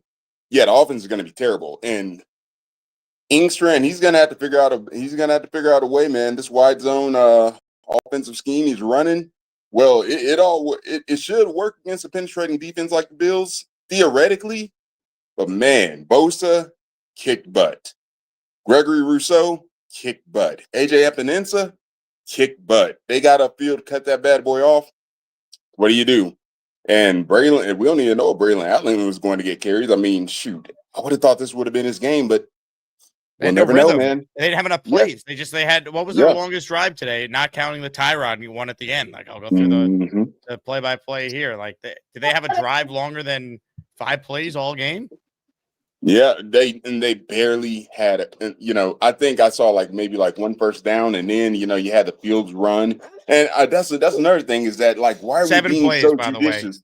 The field goal drive in the second quarter by the Jets. 7 plays, 31 yards. That was their longest non-garbage time drive of the day. 7 damn plays. That's it. And that's a big problem right now with this offense is because it's so predicated on that half a second mesh from a shotgun where you can run or you can pass, and you got that deep crosser. Justin, again, he came off of Garrett too early. Here, go play with your mom. Came off with Garrett too early on that one. But stuff like that, that's it. Oh no, we lost Malcolm. Maybe his daughter hacked his phone. All right, more calls here. The first super chats, Spencer Green. Will you pick a new team for us to cheer for, Jake? Unfortunately, Spencer, this is the life we chose. Mickey says Aaron Glenn sucks. Detroit defense was never good. That's just not true. They were very good 2 years ago. Last year, they had a ton of injuries. They still won 15 games last year. Forced a lot of turnovers. Field sucks. Tyrod's better. I don't know if Tyrod's better. He's certainly injury prone. He's a better quarterback from the pocket, but so much of the Jets offense is designed around the threat of Fields being able to run. We'll see what it looks like next week if it's Tyrod. Can they win with Tyrod? I mean, you can win a game with Tyrod. Is he going to stay healthy? Or if he had to start a lot of games in a row? Probably not. I mean, the reality is they're probably drafting a quarterback next year. I don't know if they're going to be picking in the top 5. A game like today, I can see why you feel that way. But I do think they're going to win some games here. I don't think the roster is bottom 5 in the league. More games like today than sure. but a lot of bad teams in the NFL right now, folks. Boring sober guy. I stopped watching after the Bills ran up 20, decided sleeping a couple hours is better for my health than having a coronary screaming at the TV. Smart. Wish I could have done the same. Cheese man most likely sucked the season and draft a quarterback early. I mean, look, the reality was once they moved on from Rodgers, they were probably always going to be drafting a quarterback in 2026 in round 1. Fields at least gave you the hope of maybe you don't have to. Maybe he could do what Baker Mayfield has done or Geno Smith or Sam Darnold, maybe. But the odds were you still were going to need a quarterback. I'm not like allowing last week to change my thought process. I said it all week. I said it on radio this morning when I talked about the story that came out that Jerry Jones tried to call the Jets about Micah, and the Jets said no, which was the right move. They need to protect that. Forget just trading Quinnen, which I wouldn't do. They need to protect that first-round pick to use on a quarterback this year. They don't have their guy yet. This is before we saw Fields play horrendous, but I'm not letting one good game from Fields last week convince me. He's had good games in his career before. He's never been consistent. We saw that today. But he's got to be better than what he was today. There's a difference in not being a franchise quarterback and, being, Tim Boyle, which he was for portions of this game today, or Zach Wilson. He's got to be better. There's got to be, I didn't think he'd play as well as he did last week today. Said it all week. There's got to be hey, if you don't have your A game, you could still be competent with your B game. Like Fields, it can't be he either plays his A game or he plays an F game. There has to be a B- game in there, a B game. Because I think the team, and look, maybe they're not as good defensively as we thought because the defense through 2 weeks has been terrible. But I think there's enough talent there where if you could give them their B game, there should be enough with the running game and the O-line. And I think the defense, but I have questions now about that, where they should be in games. But if your quarterback, beyond Clemens being a dumbass and everything I screamed about at the beginning, if your quarterback is that bad, you cannot win. And we're experts in this as Jet fans, unfortunately. Gator says, remember the last road meetup? Thought we'd see Rodgers. We got Zach. That was the last road meetup for you. I went out to London last year for my last road meetup. That game was a doozy. Are we set to see Tyrod in Tampa? We should go to Busch Gardens instead. Honestly, that might be more fun, but if we all didn't spend a fortune on flights and tickets and hotels, I think we're going to be going to the game. We're going down with the ship, literally, as there's a pirate ship in the stands at Raymond James. Forever Ron says, same old story. I'm numb to it by now, but it still pisses me off. Gonna get me a Henny. Salute to you, Jake, and all my brothers and sisters hurting. Hey, we're built for this shit, right? That's what Glenn said. Welcome to hell, Aaron Glenn. We've been here the whole time. You left and came back. We never left. Peter Stores in the raffle for one. Thank you, Peter. J-Mall, this hyped up quarterback class is not exactly setting the world on fire. Yeah, I mean, we hype up these quarterbacks, and we never know. It's early, but I don't think anyone has really separated themselves. I watched Garrett Nussmeier last night. I wasn't like, holy cow. He threw one of the worst interceptions you'll see from a college quarterback yesterday. It's early, though, and we'll see. And guys always emerge, and it's on this regime to pick the right one if we get to that. But do we really want to do that on September 14th? I don't. Swamp Ranger, where is JJ? Jermaine Johnson left with an ankle injury. JJ, one of our famous callers who guaranteed Justin Fields would be in the Jets Ring of Honor, has not called in yet. If he does, we'll put him on. In the meantime, more of your calls. Southern Jet is next. Hey, Rich.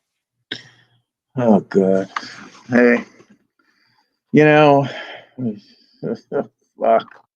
Said everything, it's repeat and rinse, right? Like the laundry commercial. It's just, we've seen this so many times. It's like, I've done this exact same post-game show. How many times since I started doing this? I was thinking that when I first pulled on, I said, I was remembering you sitting in the car in the rain. First of all, what we got today was, again, that team that within 10 minutes, it's not going to work today. I mean, I was expecting we were going to get a team that we would be in it, like you were saying. Now, today, I saw, oh my God, I saw a team that I can tell within the first 10 minutes, based on the way the scheme is, the score, because, you said Fields is his 6th year. Nobody should be surprised. These are the these are some of the things that popped up. Yeah, could he running ability, blah blah. But the Jets don't really, I don't believe, want a running quarterback. And this was a crapshoot. Okay, I'm fine with that.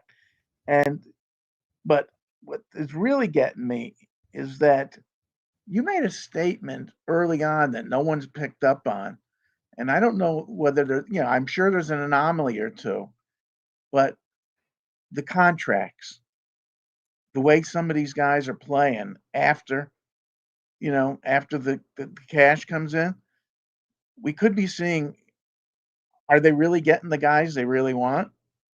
Because Parcells used to say you don't know, really what the guy's like until he gets that huge amount of money, what his work ethic and all that is.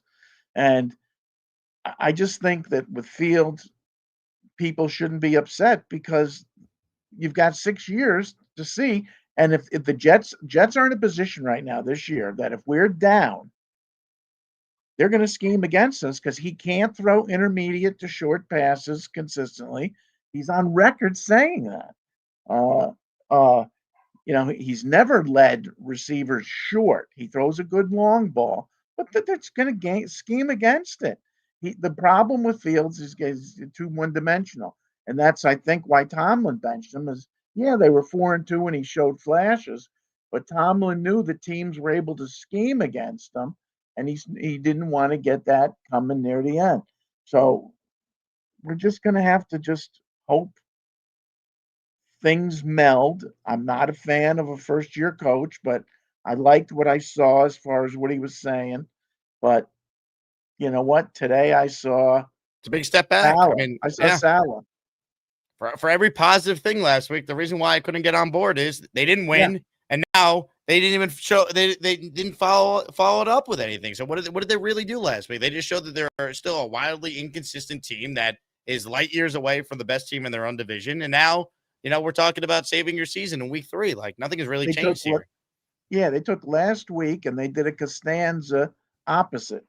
Everything was flipped on us. Yeah. I mean, typical Jet fan having it ripped out of your gut. It's like you said, it's one thing to lose. I knew we weren't going to win today. I was hoping to be an upset, but I didn't expect it. But come on, what we saw was the same old bullshit where 7-8 minutes into the game, end of the first quarter, you kind of getting the feeling that, boy, it's going to take a miracle. I'm not liking what I'm seeing, the way they're scheming against us. They're taking stuff away. We don't have the horses to pull this off. And is Wilkes? I mean, who the DC is? He's the Steve Wilkes.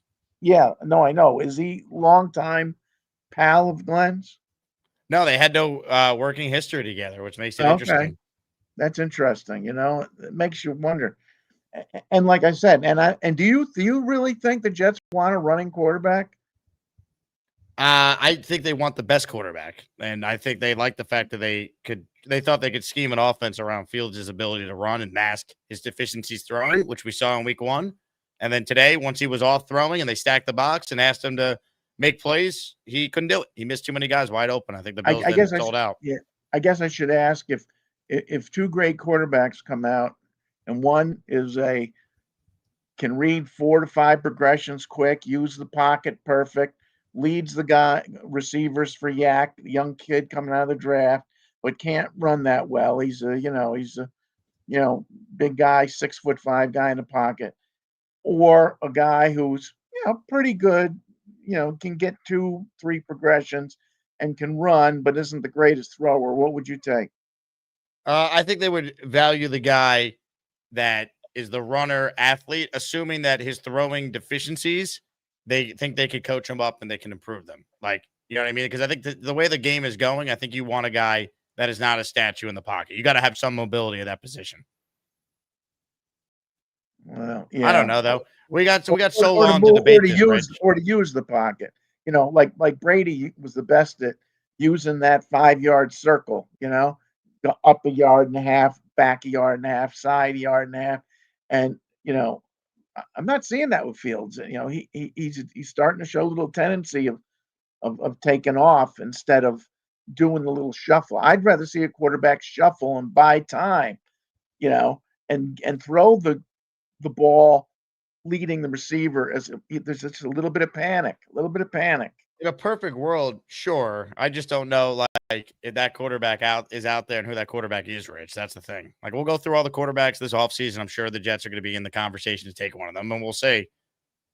I think in a perfect world, though, you want your quarterback to be able to move and obviously be able to be accurate from the pocket, too. I mean, you want the prototype quarterback you want is Josh Allen.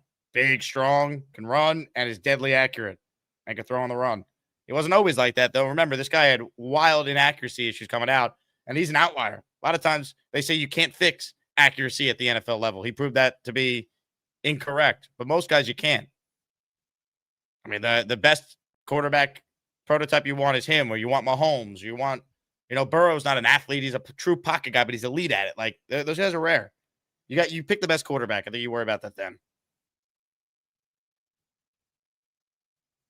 Gaming with Maddie says, we should have ran it back with Rodgers. I'm still not over it. Screw Glenn. What do you think about Santana Moss making the Commanders Ring of Honor? Look, I mean, I love Santana Moss as a player. Jets never should have traded him. I mean, he played 4 years for the Jets and 10 years with Washington, so he had a really good career. I don't know. Hopefully you got your money's worth with that super chat there. I haven't really thought about Santana Moss in a long time. More calls. This guy called in for the first time the other day, and today is one of the greatest days of his life. Warning, warning, Allen alert. Shit's about to get ugly, folks. Warning, Allen alert. Hide the children. Congrats, Allen. I'm so happy for you. Great win by your Bills and your quarterback out there. Awesome. Good afternoon, Jake. A couple of comments. Off topic, Daniel Jones has 236 yards passing in the first half against Denver. So maybe it's just the jinxed organization we have finding quarterbacks. Couple of comments. One person said this earlier.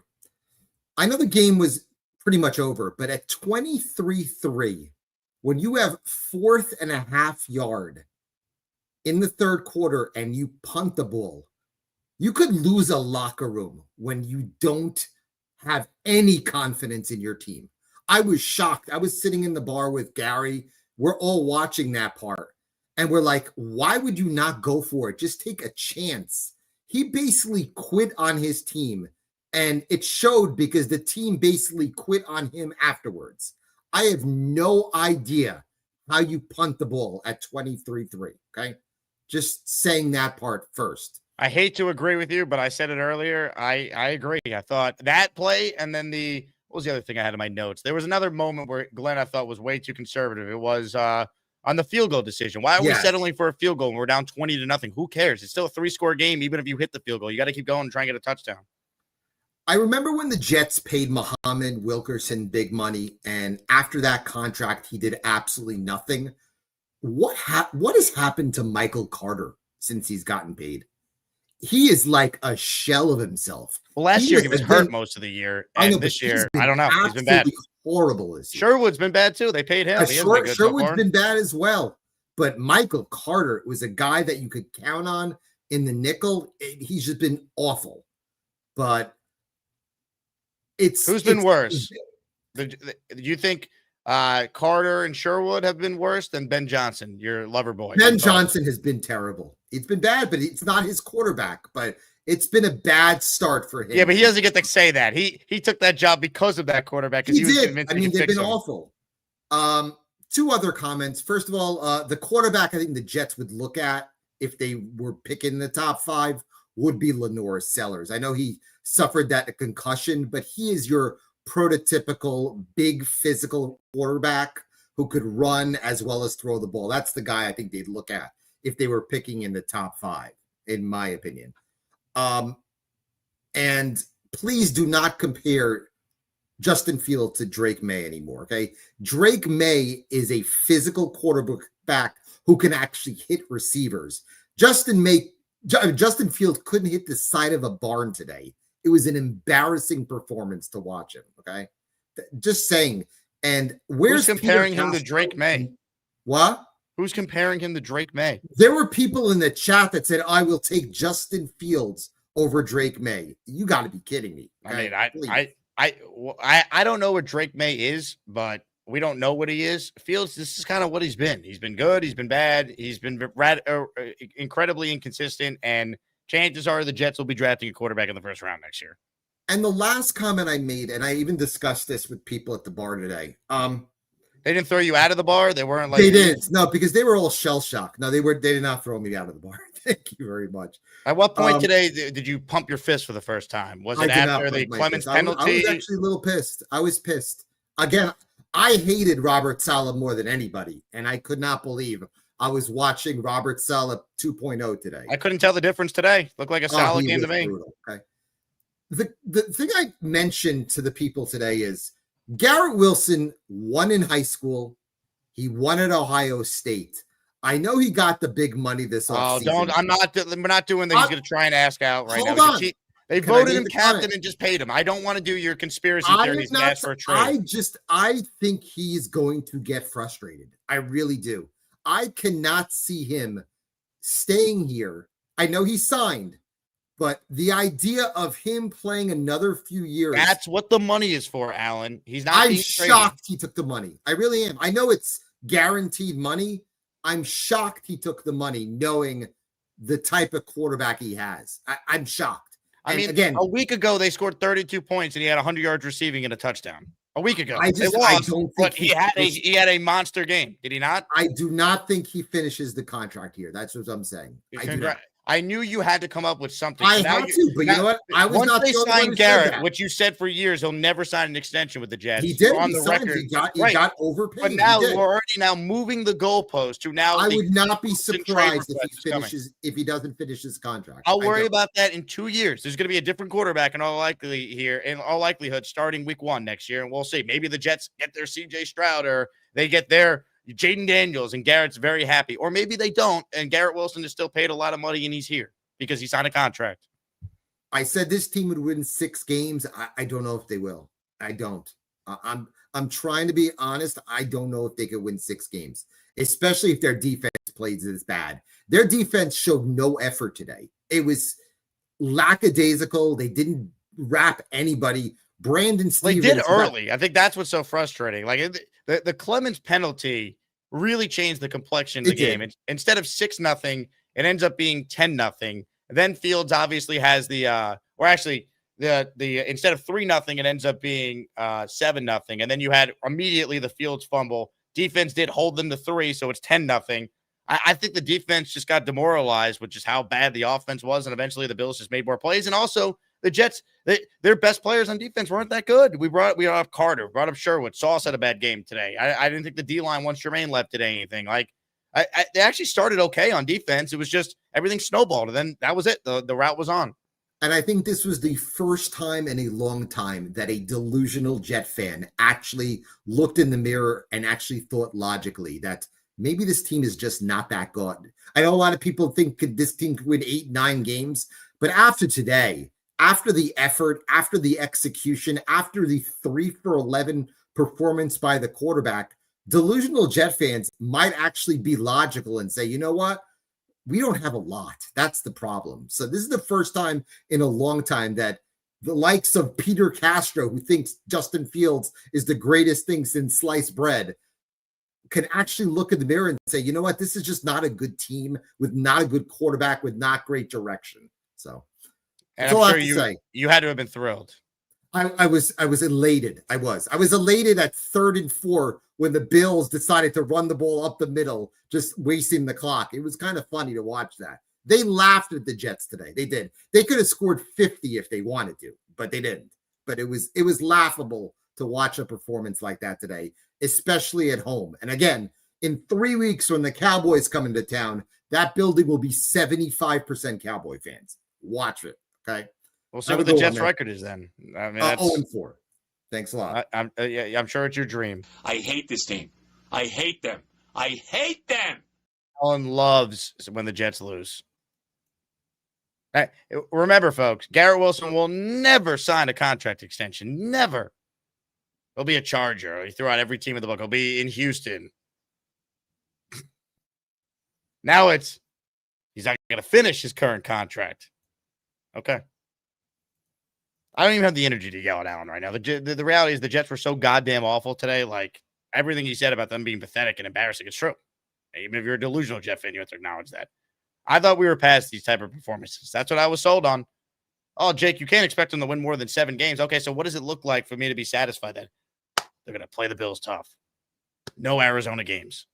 No 40-0 against. Like, this was that bad, man. Fields was horrific. Clemens, why is he still on this team? They do it to themselves. They do it to themselves. Australian Jets fan is next. What's up, AJF? Honestly, like I don't even have it in me to be mad at this point. Like I already think the season's over. I'm honestly, I just don't feel like feelings anymore. I just sit here and think, there's nothing we can do. We suck. We suck. We can complain all we want, but it's not going to change anything. I've basically just given up. I mean, the problem is there's 2 games into a 17-game season. There's 15 games left. Yeah, and I've already lost hope. Like, what does that say about this organization? You were right. You were completely right about everything you said last week about how we can be positive, but it means jack shit because they didn't win. And you were right. They came out today and they didn't look anything like they did last week. You were right. I wish I was wrong. Believe me, I wish I was wrong, but this was my fear. My fear was if they look good last week, it doesn't necessarily mean they're going to look good this week. And honestly, I actually thought they were going to play a lot better than they did today. I thought the Jets would be in the game. I thought this would be a game in the fourth quarter. I didn't pick them to win. I thought they had a good chance of winning. I'm fed up with Aaron Glenn already. Like that press conference was abysmal. Like he talks about all this accountability, but he's not going to be the one. He doesn't want to talk up. He's just saying I have to watch the tape. I have to watch the tape. Like tell it how it is. Stop trying to sugarcoat things and actually take accountability, since that's your whole shtick. I mean, when you're asked about Justin Fields' performance and you say I have to watch the tape.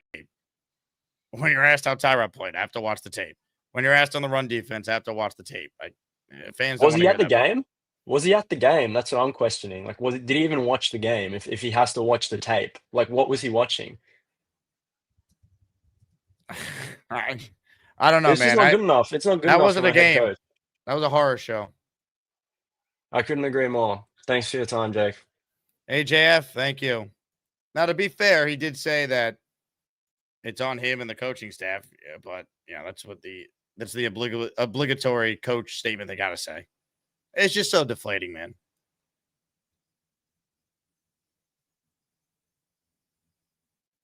And I get it. Part of Glenn's answers up there is he's pissed off with the performance, but it's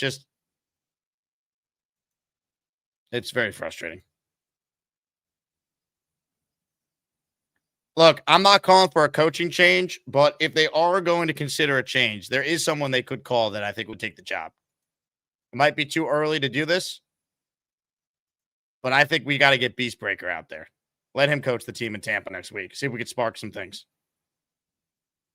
Get the team going. Get the team to rally, to believe that things are going to be different.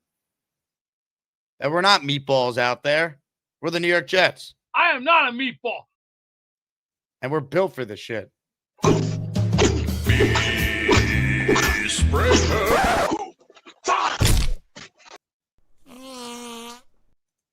I could have watched the Golf Channel, or I could have watched the whole marathon of the Golden Girls all day instead of watching what I just saw today.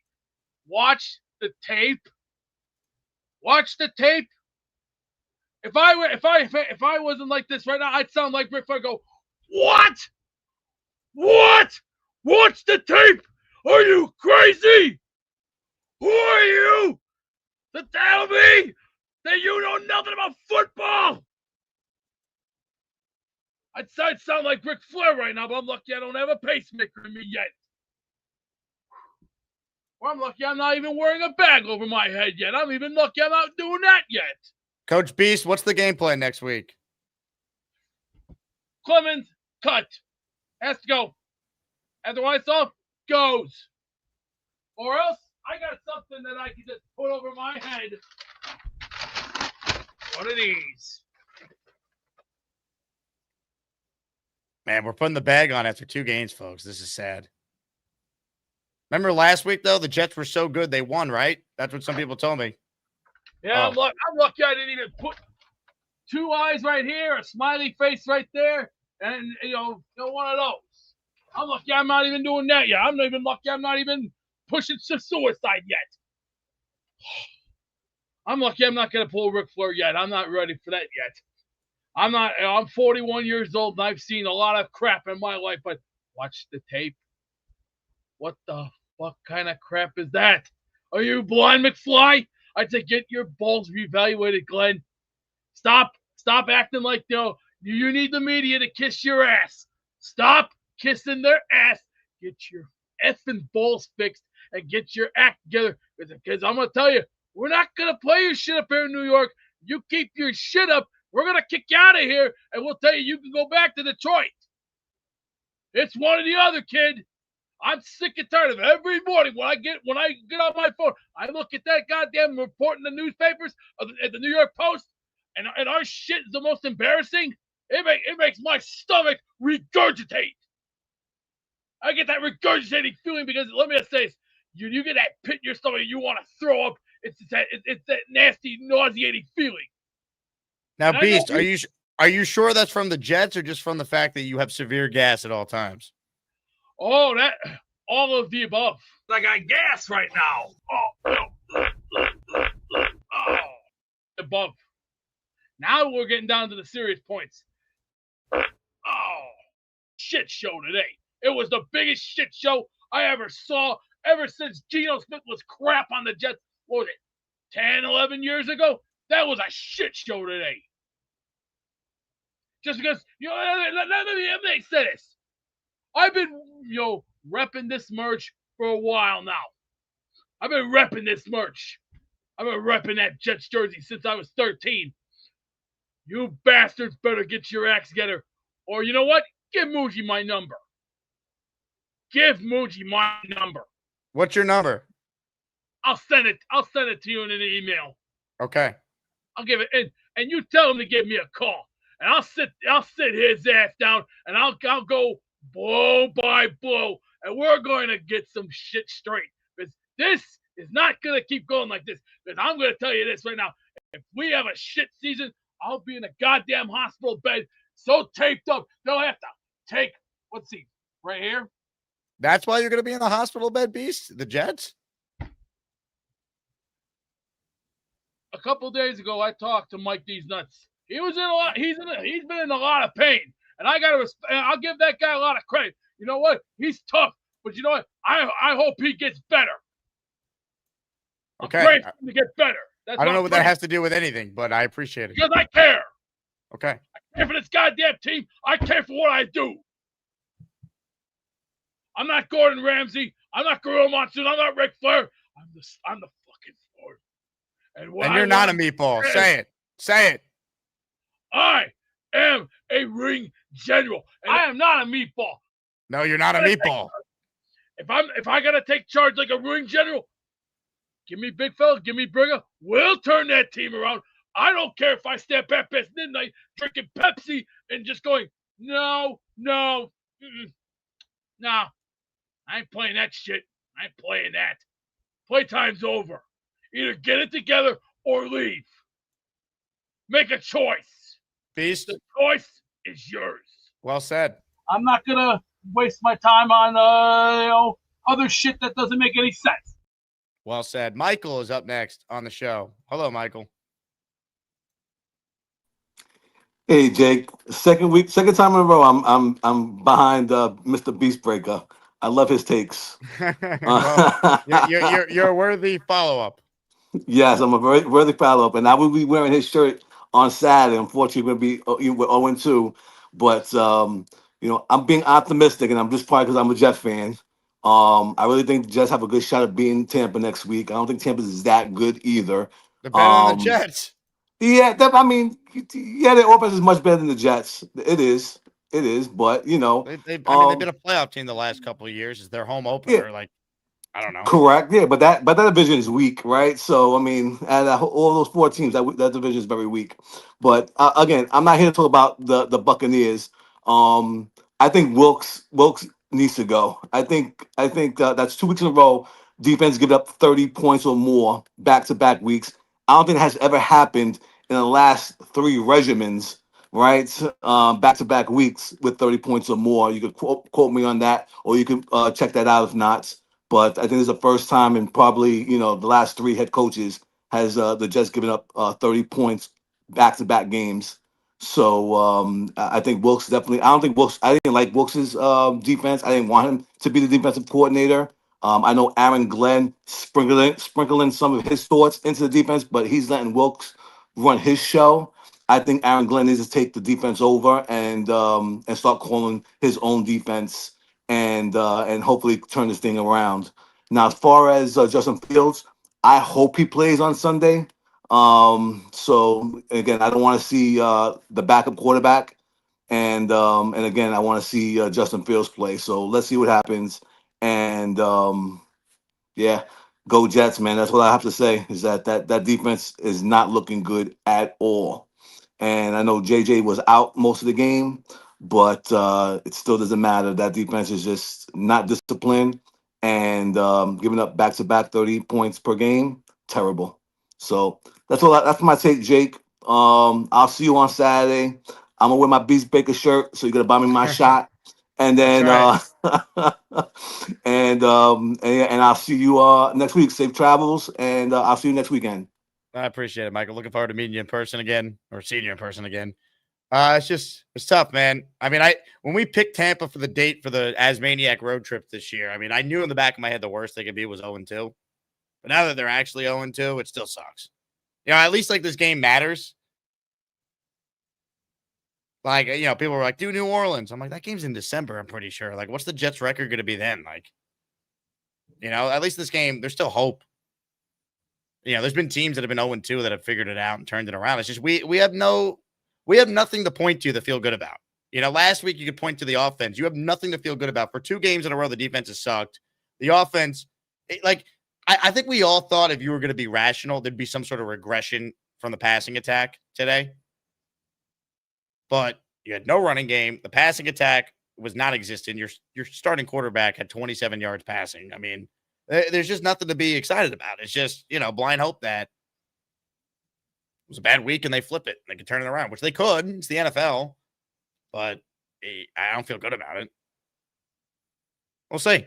I mean, I would love for the Jets to prove us not picking them to win next week wrong, but we've been doing this for years. Nothing changes.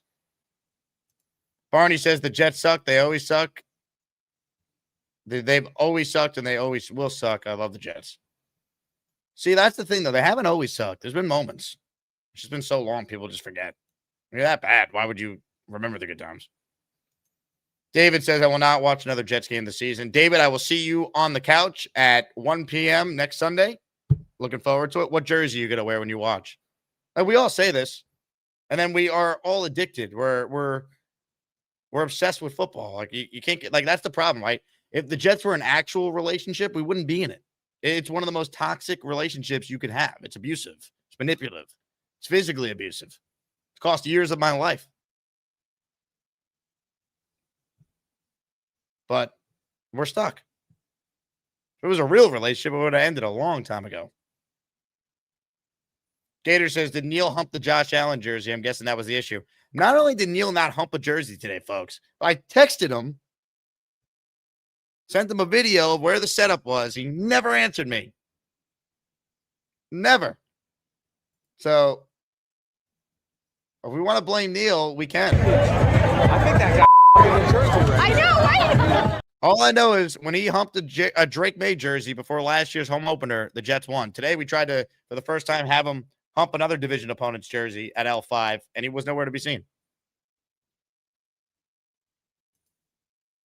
Barney says, Bills won a close game last week and then got mad about almost losing, came out angry. We lose a close game and act like we've accomplished something. See, I actually disagree with this, Barney. I think what happened was the Jets came out and immediately started making every mistake you can make and allowed the Bills to never be put in a spot where they would face some early adversity, where we could say they came out flat if the Jets could punch them in the mouth early. See, the Jets gifted them 10 points. Clemens, penalty, that drive directly leads to a touchdown. And earlier on that drive, Allen had that unbelievable scramble where how many Jets missed him? Right? That was that opening drive. Then the Bills go up 7-0 after the penalty and the ensuing score. Fields fumbles. Jets defense plays well, holds them to 3. It's 10-0. Should be only 6-0. Instead, it's 10. And I just think the defense eventually, like, they got beaten down. They had some injuries. They lose Tony Adams. They lose Jermaine Johnson. Look, I will talk to Robbie Sabo more about this during his appearance. He was very disappointed with the defensive coaching today. Called it horseshit, garbage. I'm just reading you some of my texts with him. Talked about how they were in cover man on every passing down. Saying, I mean, how do you not have some sort of too high safety look every now and then? It's just, it's a nightmare. It really was.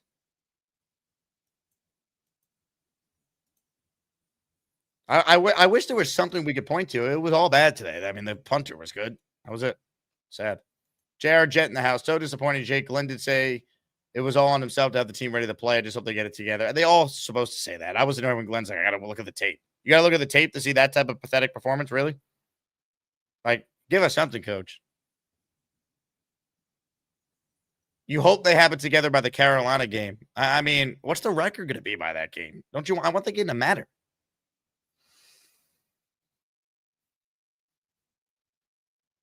Tough. I don't know. This is as demoralized as I've been this early in the year ever. Like, even when they lost Rodgers, there was at least some hope because they had won 7 the year before. They did win week 1. Like, you didn't want to just throw away the year immediately. You know?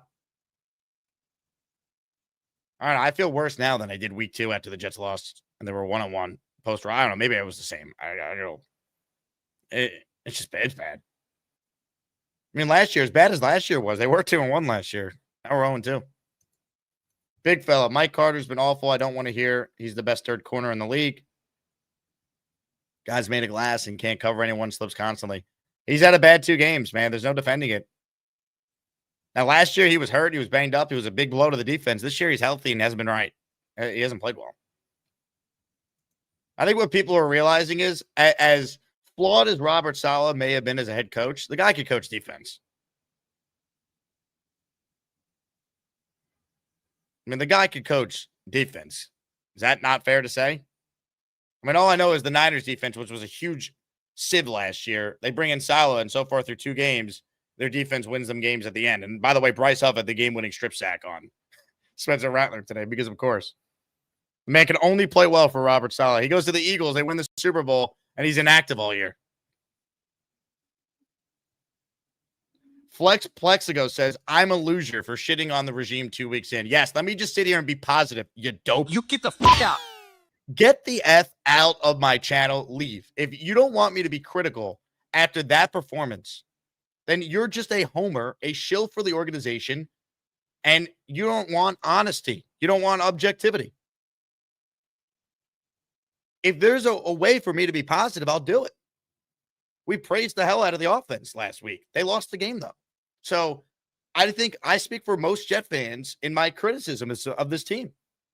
If you want pomp and circumstance, if you want, hey, Jets lose 30-10, but let's talk about the garbage time touchdown that Jeremy Ruckert had, go tune into Jet State Run Media if you want. You'll find it. You know where it is.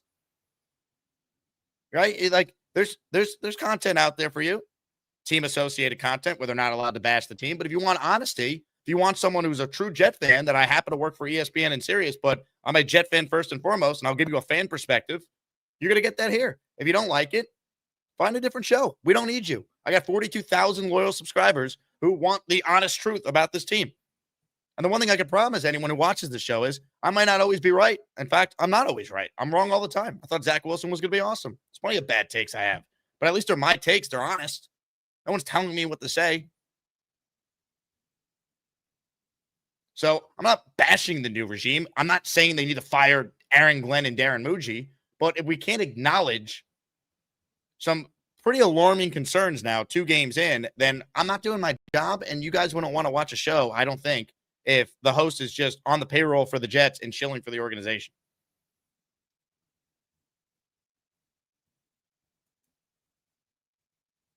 Dollar Bill, Salah's defense was terrifying. It had its issues, but it's played better than what we have seen from this Glenn Wilkes defense. Well, they've been bad. They've been bad now for 2 games.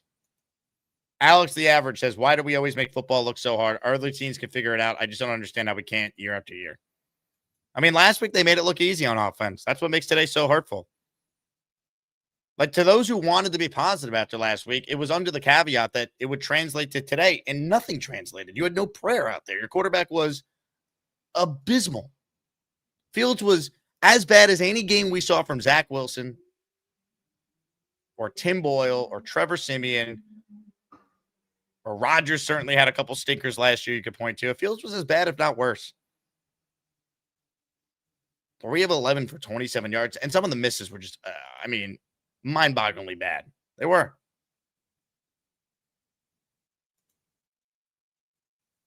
All right. We're 2 hours in. I don't know if I'm going to be able to make it to 3 hours. I'm downright depressed. But if you're on hold right now, I will definitely get to your call. Please do me a favor. If you're one of the 700 people that's watching live right now, click the thumbs up button and make sure you're a subscriber to the channel. Joe Beningo will be with us tomorrow in his weekly segment on the show. I'm sure Joe's in a giddy mood after today's tremendous performance. But we're all in this together, Jet fans. Unfortunately, these post games are therapy sessions and they're not parties like they should be. But yeah, I'd like to think maybe one day that will happen. More calls right now. Home stretch. Here we go. Purple about Mike, he loves the dark night. He's got a green pool and he jumps right in. Maybe someday he'll get a brown belt, but for now he's just that purple belt Mike. Purple belt Mike. It might be purple, but he can still kick your dirty ass. This team is driving me to drink. So, cheers, everybody. It's the only way to get through it. I hope that I was wrong, that the season is over, but until they prove otherwise, it's going to be a long year, baby. It feels like it. Why? Based on what we have seen now, why should we expect them to all of a sudden put it together and give us a year that's better than, the 6 wins range that most people had them? I don't understand why the defense sucks. Like, the defense is bad. It's blown coverages all over the fucking place. And they can't pick up a corner or a safety blitz. Every time they did a safety or a corner blitz, the quarterback was running for their life or got knocked, or the running back got hit for a loss. Like, I don't understand.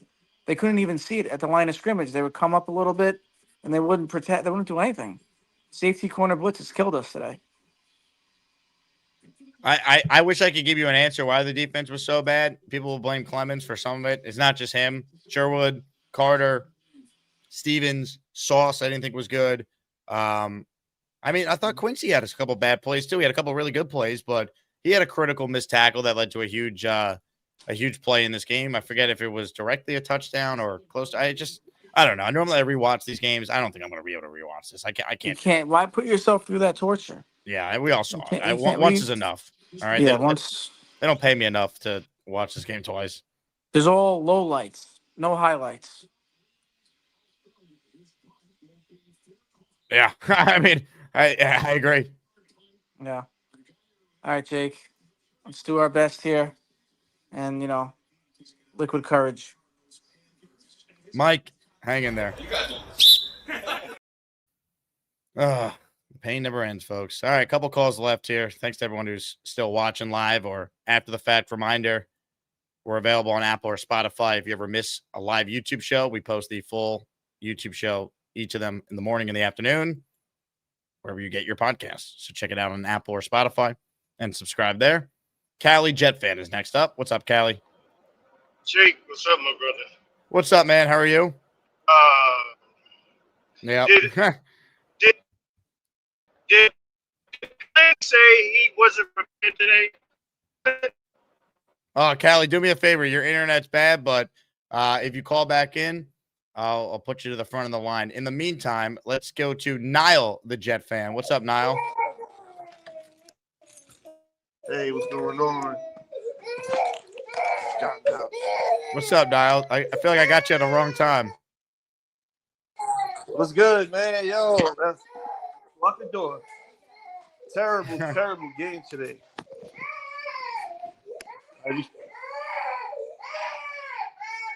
crying baby. Is your child crying over the Jets' performance still? But yeah, man, we had we should have brought it back. We should have brought back Rodgers, man. Like I don't know what they doing in that front office, but last year when I went to the game, we played the Bills, whatever.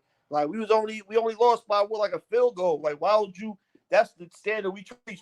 You freaking blow up the whole team, and they freaking trashed us today. This is what happens when you blow up the whole goddamn team. I went to the Thursday night game last year. We played the Bills. When it was freezing out there, we was neck and neck with them. The last 2 seasons, neck and neck at the home game versus the Bills. You blow up the whole team. Now we freaking way off. We getting trashed by them. You know, they don't know what the hell they doing over there. That's just pissing me off. Like, it was to bring back Rodgers, running back one more season. Like, I don't understand why they keep freaking. It was just terrible today, man. Justin Fields, I don't know, from the first throw of the game, he missed Garrett wide open. Like, he was just off today. You know, like I don't know.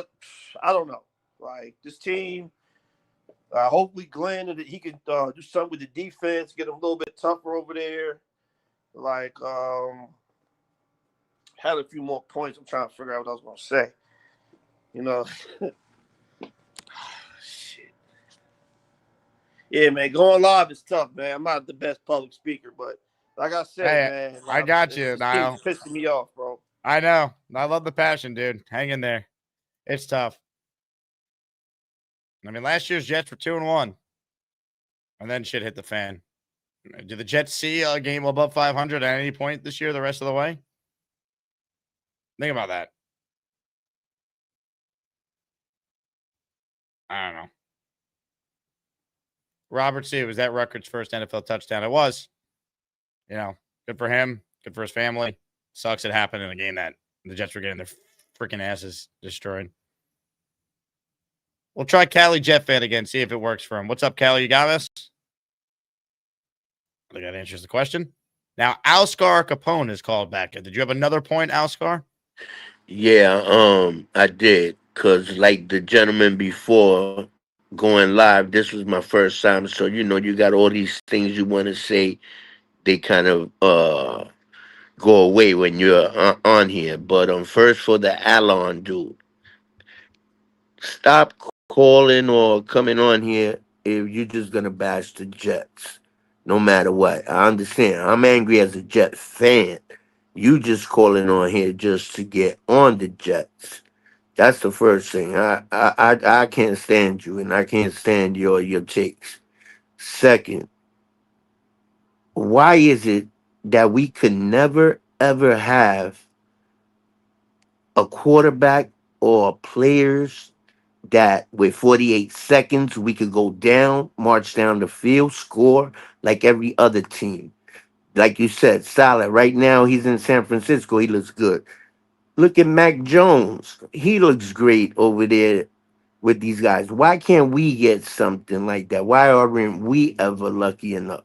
Well, we had it last week for Fields for a game, and then he reverted back to what he was, right? I mean, Oh, that's what's frustrating. There's no yeah, consistency.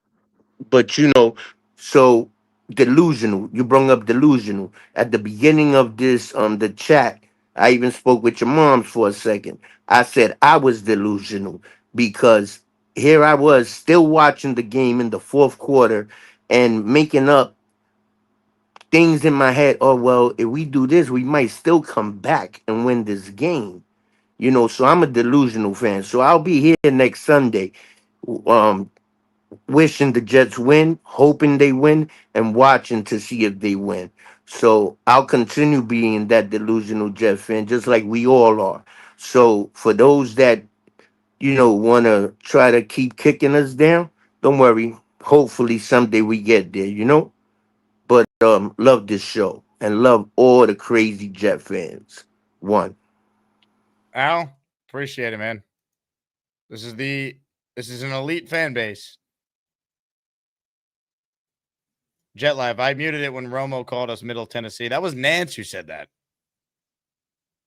Think about that. It's so pathetic.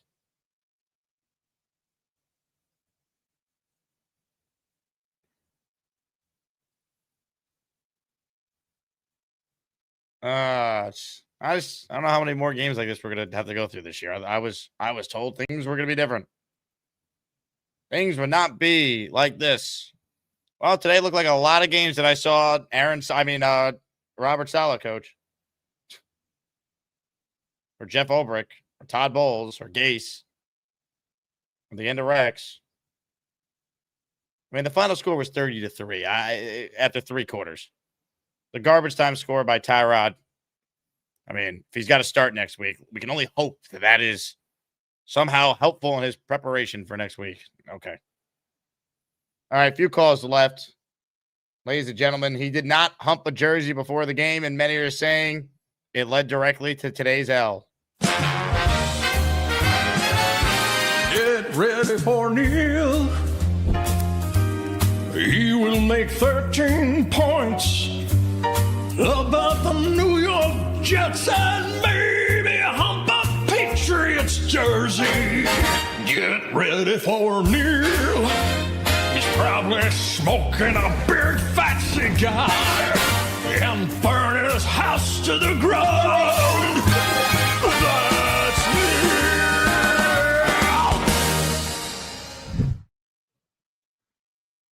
Here I am, back in my house. I want to say it did not take me 55 minutes to get home because I listened to Waze, and I cannot believe what Waze did to me, Jake. It took me out of the stadium, onto Route 3 on my way to the Lincoln Tunnel. Then it made me make a U-turn, and I came all the way past the stadium to get on Patterson Plank Road and go back. It's like a spite move by Waze to make me look at the stadium twice on the way out of that miserable game. It was just horrible. There was nothing good from today. Everything that even the optimists tried to hold their head high on, it immediately went out the window as this game started. Everything. I was right there with Fireman Ed. He was sitting right next to me. He was standing right next to me. So I went down and said hello. And, dude, he was screaming at the defense. He was screaming at Clemens because we were right there. Clemens could hear what he was saying. It's unbelievable. Fireman Ed was so pissed off, Jake. I mean, he was beside himself. He's a real fan, like he. No, we were all just like so pissed. Why the hell are they doing this rotation defense? I mean, they put in these second teamers. They all stink. The starters are on the field less than half the game. I don't understand. They're doing the same rotation they had with Saleh. What happened to these guys playing a full game? I'll have to see the snap counts. I don't know. I'm telling you, our defense didn't. I don't believe. I could be wrong, but I don't believe that Clemens. I'm sorry.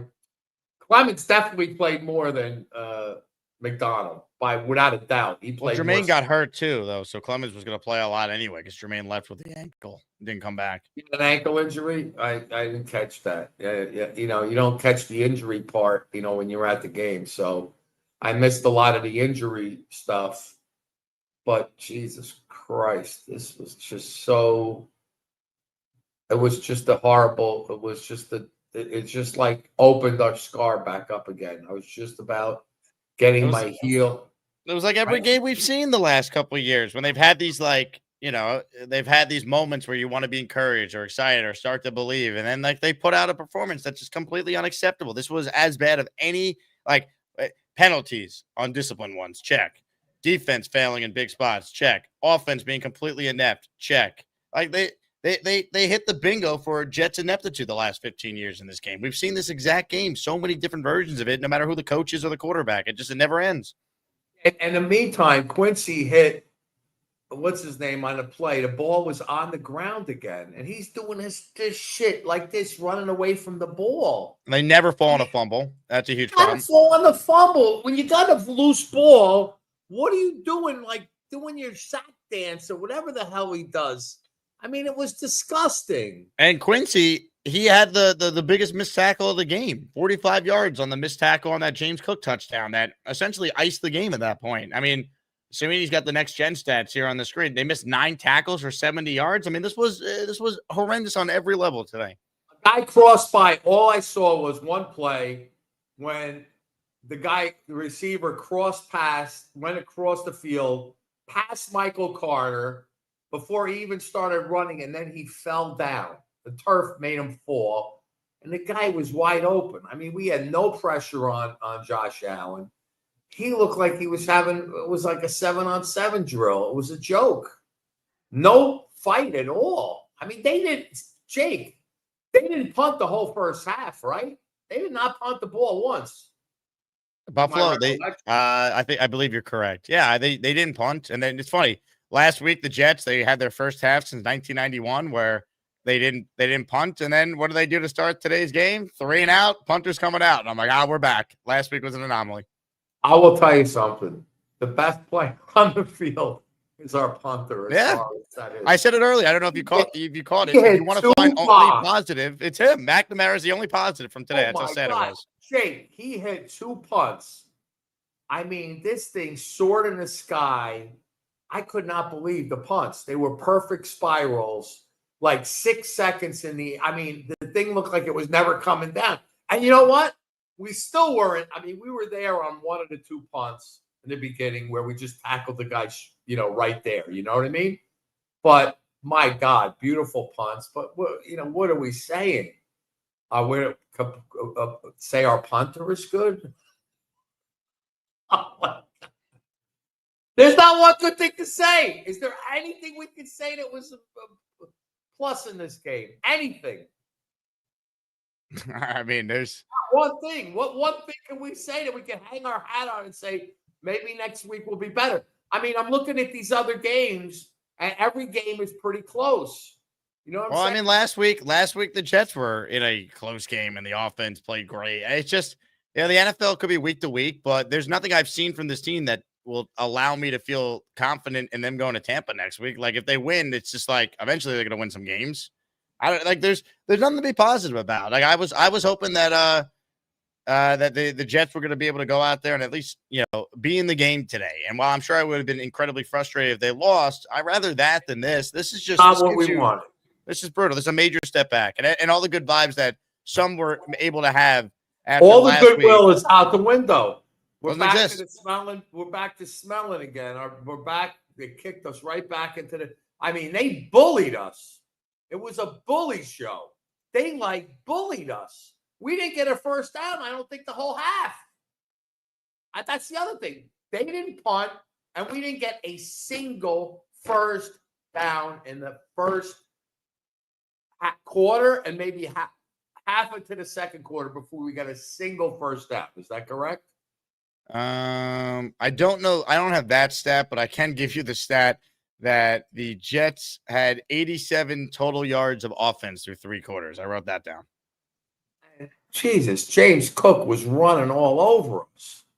I mean, God almighty, no tackling, no coverage. Listen, we make sure with the captain and all this other crap, he cannot knock a ball down. He always is trailing in coverage. Sauce also had a pretty bad game. He didn't knock a ball out of anybody's hands. He was trailing on a lot of plays. He had a very bad game, I thought, because he was great last week. I didn't see any improvement from 21. What's his name? I didn't see him improve today. Did you? You know who had a really good first quarter? Adams had a very good first quarter. He was making a lot of plays like he had his hair on fire, and then he disappeared. Did you notice that, Jake? He made a couple of good plays. He got hurt, Neil. I don't know if you saw it. He never returned. He got hurt too? Yes. Tony Adams and Jermaine Johnson both got hurt, neither returned. Now, some of it could be the score, right? Like, Fields obviously has a concussion. Is it a concussion, or they said it might not be a concussion? No, I think they said it's a concussion. So now we'll see if he can clear protocol. It's probably going to be Tyrod next week, if I had to guess. Oh my God! I know. Well, you know what? That might not be the way Fields played today. Is that worse? Like, I don't know. For one game, Tyrod might be just as good of an option. Like, I don't know. Garrett was wide. One thing, Fields, soon as he got a little pressure on him, he started going to that first read. He hit Brees when he was short of that first down. I saw Garrett running across the middle of the field with nobody around him, right in the same eye line as Brees. And he threw it to Brees, and Garrett could have went for forever. A lot of plays like that happened today, right, Jake? You're right. There was one play on the broadcast where Romo pointed it out where like Fields was too quick to look off the progression. He actually had Garrett open. He wasn't good, Neil. Everything he did well last week. He looked skittish in the pocket. He was inaccurate. He didn't make enough plays with his legs when he had a chance to, I thought. Everything was bad today. I don't know how many different ways we could talk about shit. It's still shit, and that's what they were. And the defense was just atrocious. Shit. Couldn't get off the field. Again, with the swapping guys out, and then the post game with Aaron Glenn, looking at the tape and this and the same lines we hear that just want to make us crawl into a shell and die. And we're hearing them the same. It's like the song that never ends. There used to be a show on with a woman with a puppet. It's For some reason, I wanted to go today. You're like, Coaches Club. I gotta go. I gotta be there. I listen. I listen. What am I gonna say no to that? It was look. I love it. Beautiful You're a fan. day. Beautiful day. Yep. Nice ride there. Coaches Club is nice to watch the game. Who did I see at the Coaches Club? I forget. But Fireman Ed was there. And let me tell you something. Nobody cheers with Fireman Ed. It's so depressing. I was the only guy trying to get people up with him. Nobody's getting excited. Bunch of Bills fans there. They weren't even annoying because they had no reason to be annoying. They were just I think they were as surprised as we were that they just killed us. They ran all over us. Yeah. There was nothing for them to get excited about. It was just like the joke. All right. Enough said. You coming to Tampa, Neil? I'm sorry. It's 0-2. I don't want to fly. Look, it's one thing when I waste a day driving, getting aggravated. My poor son, my friend Steve's son, had his hand in his face like this. He's like your age. He's like this the whole game. My son teased the Jets up to 13.5. He probably lost a lot of money on that. Oh my God. Teasing it. What do you tease him? To 12.5? What was it? 13? Well, they closed at 5.5. So if he did like a 7-point teaser, let's say he teased it up 5 plus 7. Yeah. I mean, there you go. 13.5 points, and he didn't even have a shot at that at the third quarter. I mean, Jesus Christ. That's tough. I didn't win my bet. I had my Brees Hall anytime touchdown. I had the Brees receptions prop. That didn't hit. Tough. It was just awful. It was awful. Awful. Everybody at halftime. We were all outside. I swear I smoke out there, and everybody's just not happy. Yeah. Neil, I would tell you better days ahead, but I don't believe that. So we're just. I don't know. No, it is what it is. The problem I'm seeing is now I didn't watch a lot of the other games, but I don't think there's a single team out there that had zero offense like we did. I mean, at least these other teams played competitive games, right, Jake? I mean, did anybody really get blown out today like we did in any game? Let's see. I don't see any blowouts. Every game seemed to be relatively close. I see the Colts are playing a close game with Denver. Yeah, the Ravens blew out the Browns. Miami and New England went down to the end. They did. The Ravens blew out the Browns, but like, who cares, man? Like the scoreboard lies. Like it is what it is. Like that doesn't make me feel any better or worse about the Jets, even if they lost close. Like the rally is they're 0-2. Like the Jets need to go out there and they need to. It was a one-sided. This game reminded me of Miami blowout. What was it last year when they blew us out like that? It just 2023. Yeah, it had a stink on it. It was just like we had no answer. I hate that. That's the game you really want to just say, what? You spent a week preparing for this? I mean, it was just horrible. J-E-T-S. Yes. All right, let's go. That's what Jet fans now sound like trying to do the Jet chant, Neil. They sound like the dream. J-E-T-S. Yes. All right, let's go. It's tough. I'm sorry you had to be there, Neil. I love that. I love that you went. I love that you still believe. It's tough. But I don't think it matters how the other teams around the league looked. Like the Jets looked great last week, and what did it matter? They lost. Today's loss counts the same as last week's loss. You just might feel better about last week. The bottom line is this. They go to Tampa next week. The Bucs have been a good team. They're not going to go 17-0. I hope they beat Houston tomorrow, so maybe they're a little confident, a little full of themselves. Although we tried to say that about the Bills, and it didn't matter. I don't think it matters. Just that the Jets want to change the narrative. You got to win. If not, Aaron Glenn is all talk. It's all talk until you win games. We're the freaking New York Jets, so we're built for this shit. Until you win games, Aaron, you're just shit. Sean and then Cali Jet fan, if we could get his connection working, we'll close this out tonight here on the Postgame Show. Do me a favor, though. Hit the like button, subscribe to the channel. Also, we only have 3 memberships that have been added this entire show, and there's 700 people watching live.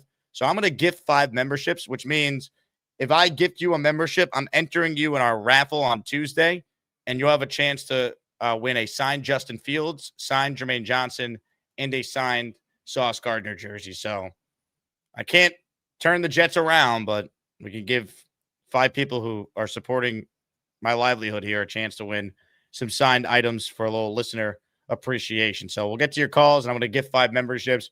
Real quick, this tweet from the Buffalo Jet fan I thought was hilarious. I wanted to put it up on the screen. The meme from Fresh Prince of Bel-Air. Hilarious.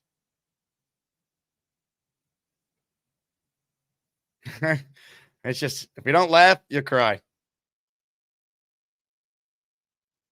Brutal. Sean, you're up next. What's up, Sean? Hey Jake, how you doing? I know you're doing miserable right now, like I am. Yes, so I sir. don't even have to ask. Yeah, we're built for this shit. We've Are been we? built for this shit for the last 10 years, man. You know, just the shit, you know, with the combat boots. And we're just walking around shit all the time, you know, and I'm trying not to curse because I don't want to curse, but oh man, because I know this is a family, you know. It's crazy, man. It's crazy. It's like, how many years do we have to go through the same loop? It's like a Twilight Zone loop, you know, like we can't get out of it. You know, it's like the 7 depths of hell, you know, like levels of hell. Basically I'm trying to like stay positive, but look at this. I even bought the damn fucking yearbook. I don't know why you do that. I mean, no one forced you to do that one, Sean. I even bought the damn yearbook, you know, and it's like, damn, because I thought Fields would be like, I had trust in Fields. I don't know, man. But I even said in the beginning of the year, I was like, he's a hot and cold QB. Like, he can give you something good, and then he could turn around and, like, give you something totally, like, subpar. But, oh, man. Like, when are we gonna find our franchise QB? Like, to put us over the top. I wanted Josh. Go ahead. So far away from that, Sean. I wanted Josh Allen. I wanted Josh Allen over Darnold. But you know, I'm not a GM, so what do I know? A scout. It's just like they dominated us in all the areas, you know, like it's crazy, you know, how like a team could look so like inept, you know, like you're a pro team. Like I don't know. I like Aaron Glenn because he was my favorite QB cornerback, you know, growing up. But man, this doesn't look good on his resume. Look, it's 2 games, right? But it's not good so far that a defensive coach with clearly the most talented part of the roster we all thought was the defense has allowed 30-plus points in the first 2 games. And really, the Bills could have scored way more than 30 today. They I think benched they Allen laid in the fourth off. quarter. They did. They didn't play their starters. They benched Allen at the end of the game. They didn't play him the last 11 minutes of the football game. And even in that third quarter, when they were in complete control, you know, they took their foot off the gas. They were just running the ball. They didn't go for it on 4th and short. They punted later in the game when they in the past would go for it. I mean, it's Yeah, I think out of respect they let off the gas because they were gonna like, come on, man, it was gonna be like a domination, like 50-3. Yeah, but I mean, they sucked. There's no other way to say it, man. They sucked. Hopefully they bounce back next week. It's all I really could hope for at this point. Do I think they're going to? I have a hard time believing that right now, but you know, ask me on Thursday or Friday, and I'm going to Tampa. I'm going to try and be positive. Maybe the Jets could turn it around. Close my fingers, man. Hopefully, man. I hopefully like Aaron, you know, like he just tells, you know, gives like this inspirational speech that like motivates them to like movie, like, you know, fantasized idea that they're gonna just like bounce back and be this dominant team and start going on a winning streak. But all right, Jake, man. All right, take care. Sean, good luck. Hang in there. All right. I had no positives. I'm trying. I got nothing. There's really nothing to be positive about, man. I'm ready for Coach Beastbreaker to help us. Let him step up. Please add him to the staff. Eli Betts. Thank you, Eli. He is the first person to gift a 5 spot 2 hours and 30 minutes into the postgame.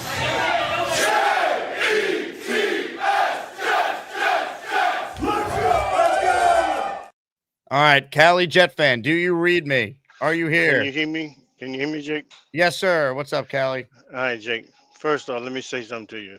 Last night at 12 midnight, the Jet turned back into a pumpkin. Let's put that out there right there. Did Glenn say in that press conference that they didn't come prepared? Did he say that? I don't know if he said that. I think he said they got outcoached, they got outplayed. How did you get outplayed with your divisional rivals, Jake? You these are the games that you really got to come prepared. How could you get outplayed by your divisional rivals? I agree. This terrible look. This game was on your board since you got the schedule. How do you not come prepared, bro? I'm baffled. And with this Clemens thing, you said accountability. Why you didn't take him out? He was back in the next series. Yep. What the heck is going on, man? What are we doing? I mean, I hear your fans, man. We all tired of losing. I get it. I'm with one of the other callers. They said that they should have kept Rodgers. Now, you see that Fields he could be a great quarterback one game and then he'll look like a bad quarterback. Why didn't they just keep Rodgers and let him learn? He needs to sit behind somebody and learn and get his feet up under him. Because he looked horrible. We looked horrible. He's not going to sit at this stage, man. He sat last year behind Rod. He kind of is what he is, Callie. He's in his 5th year in the league. He was drafted in 21. I mean, I don't know what to say, man. I don't know what to say. I hope not they much can to win say. next week. Yeah, it's just I hope we'll learn a lot about Aaron Glenn this week, right? Like if they go out there on Sunday and they get boat raced again and they get embarrassed, and I get it's a tough team, it's on the road, but you're playing the Bucs. They're on a short week. You got to be the desperate team, right? You're 0-2. The worst Tampa would be going into that game is 1-1. Right. Like if you have another performance similar to today next week, like we got like I don't care if it's 3 games in, like you're gonna lose a lot of fans who want to believe Glenn could be the guy. You have the bare minimum next week. Show up, and if you're gonna lose, you better go down swinging like it's a highly competitive game. You cannot be embarrassed the way they were embarrassed today. That is completely unacceptable. How many games? I mean, how many seasons was it that almost every season we got a game that we actually got blown out? Has it been like the last 5 seasons? Each season we got a game that we just absolutely got blown out. And this year already we got blown out, and this is only the second year. Second game. I mean, once again, Callie, how many times have we seen this exact game? Like, if you told me Robert Saleh was coaching today, I'd say, okay, that makes sense. Like, Glenn didn't do anything different that we didn't see from Saleh or Ulbrich or Todd Bowles or Adam Gay. I mean, we've seen this exact type of game, the quarterback ineptitude, the undisciplined nature of key players, crucial missed tackles, defense falling apart, questionable coaching decisions. We had everything in this game that we have seen for fucking years. Excuse my language. Years with this team. And I'm exhausted, man. I'm sick of it. I talk about this team for 4 hours a day. I don't know. This is year 5 of doing this. I don't know if I could do it. I got a question for you, Jake. We have a head coach that's a cornerback, right?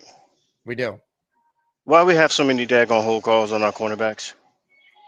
Why are they even learning anything from him? He was a great cornerback. We had what, 3 hold calls on our corners in this game? Was it 2 or 3? I can't even remember. One on Sauce, one on, was it Adams? I can't remember. Yeah, Carter has been bad these first 2 games. Stevens was horrendous last week. He was not good again today. Sauce was great last week. He sucked. I thought today not good. They were bad, man. They tackled poorly today. The linebackers I thought were bad. Sherwood has been an absolute nothing through the first 2 games, which is disappointing because I thought he was still an ascending player and he's been bad. Really, I mean, honestly, I think BJF's tweet that I just put up, I really think Quinnen was great last week. I don't think he was necessarily bad today, but I feel like Quinnen's been like the only one who's been like living up to his paycheck so far. So far. All right, Jake. Appreciate taking my call, my brother. Be safe. You got it, Callie. Appreciate you you making it, man. It's tough, guys. I don't know. I don't have answers. I'm demoralized. And usually I'd say, new regime, got to give it time, but it's like it's just the same old same. Like I can't get the benefit of the doubt anymore. It's maybe not fair to this new regime, but like I got to see some wins this year, man. I got to see some improvement. I was told that these type of games specifically would not happen. When those were telling me, well, they could win 7 games, but we still could be optimistic about the future. Really? Really? I don't know, man. We'll do one more call, and then I got to, have a cocktail and relax. I can't do this anymore. Adam is too cool. Close us out, Adam. All right. Did you guys cover the presser yet, or is that for tomorrow? Yeah, no, I aired the whole thing live and reacted awesome. right away. I hated it. What did you think? I thought it was interesting that Glenn came back to like my personal experience. And I think that already we're doing this. I mean, I question its effectiveness, actually. I'm really curious if it's going to resonate with the players. I think it's too early for him to know if what he says from his lived experience is really going to translate. And it's something that just caught my attention. And I know maybe this is symbolic, but I keep thinking about the captains and how they were selected, right? The captains of the team. First of all, they picked the captains to be season long, which to me means there's no accountability, right? I thought that was very interesting that they announced that these were season long. There's no changes. I remember captains used to change sometimes. Coaches used to pick them. Remember Rex picked them against when he was coaching the Bills, and he personally put IK in the Well, that was different. I mean, some teams have actual set captains. Some teams do a captain by week or whatever. Like Salah had captains for the whole season. Right. Well, how'd that turn out? Right. But that's every team. Like Patrick Mahomes is a captain for the Chiefs every year. How'd that turn out? Like I think this is. I don't think that's the issue with the Jets. Results are a lot different. I think. All right, but who should be the captain on this team then? No one on this team has a track record of lots of NFL success. I don't know the answer to that. And I think it's an interesting question because when I look at it, you think about, okay, Glenn wants to go and personally translate his own experiences as a player, which are meaningful experiences, but he thinks that he directly can make that difference. And I think what he needs to do is he needs to seek out the team members that are going to actually be conduits of the message because clearly the message hasn't gotten home yet. Well, how do we know that he's not doing that? It's just we're 2 games in. Yeah, but he's got to have conduits that'll do it. And when you think about just the nature of that, I mean, Adam, but how did you feel last week, though? You called in and you were optimistic. So it's like, I was optimistic. I was also very consistent that they got to play a clean game. That's been my thing at the whole year. Got to play clean. You can't play, if you play dirty, you're not going to win. The whole league called this out as a flawed roster. They're totally right. Like, this is a flawed roster. We knew this, though. Smart. Like we knew Justin Fields was flawed. That's why he was available in the first place. Absolutely. And I think you have to be, I mean, in the end, we're only going to win games if we can coach and play smarter than our talent currently. We have holes. We were already perilously thin in the line. We plugged the middle with Harrison Phillips and Juwan Briggs, who collectively had a sack today, which was pretty cool. But on edge, we were already perilously thin, right? If we've got an ankle problem with Garrett Wilson, we're cooked in our receiving game. So I think in the end, like our roster was already really thin to begin with. Coaching's going to overcome that. It's just really important that the message that Glenn's been saying, which is, I think, a message that we all agree with. He's not off base with calling out what the problem is. I think most people can figure that out. But, when you're leading a lot of people, you have to translate that into meaningful things. And I don't know, the captain issue is not really a huge hot button thing for me. I just always find it entertaining that players select the captains. They have season long titles. Elijah Vera Tucker's got a season long captain title. He's not playing a game this season. So right, but that doesn't mean that like they're devoid of leaders just because he's out for the year, Adam. I think you're overanalyzing the captain thing. The quarterback is the captain on every football team. That's how it always goes.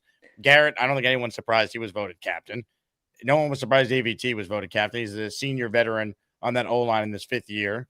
Like, defensively, Sherwood calls the defense. Not surprised he's a captain. Quinn's been a captain for years already. Not surprised there. Like, Yeah. I don't know. You have a special teams captain.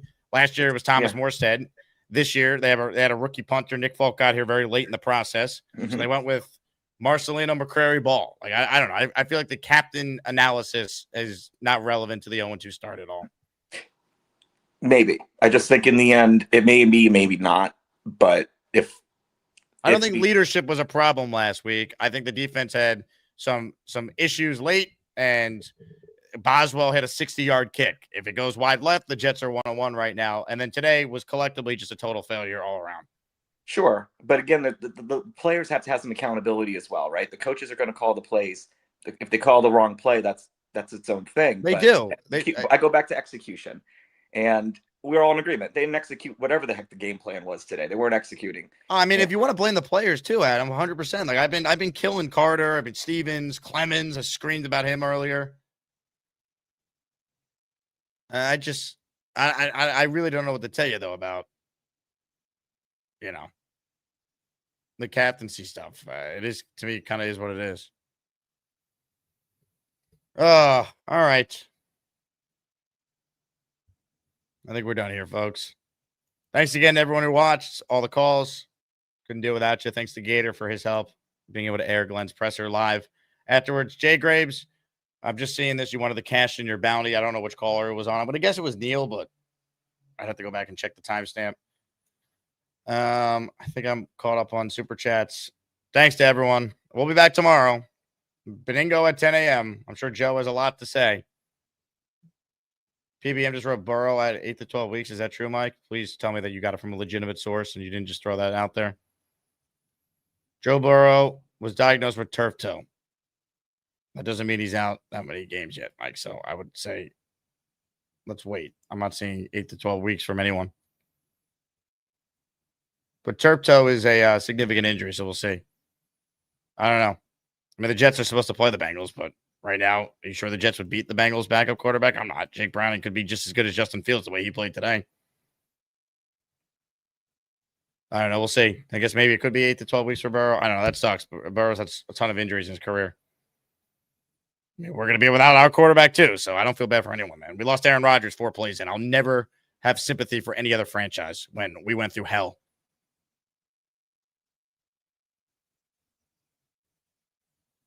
All right. Enjoy the game tonight. Falcons and Vikings. Yankees trying to sweep Boston. So if I can get some positive sports news today, it'd be that. God, I hate this team. But I love all of you. Beningo tomorrow. We'll break down this debacle with him. Hang in there, Jet fans. Maybe it gets better. Or maybe it doesn't. But we're all in this together. Take it away, Dream. Go Jets. Jets. Jets. All right, let's go.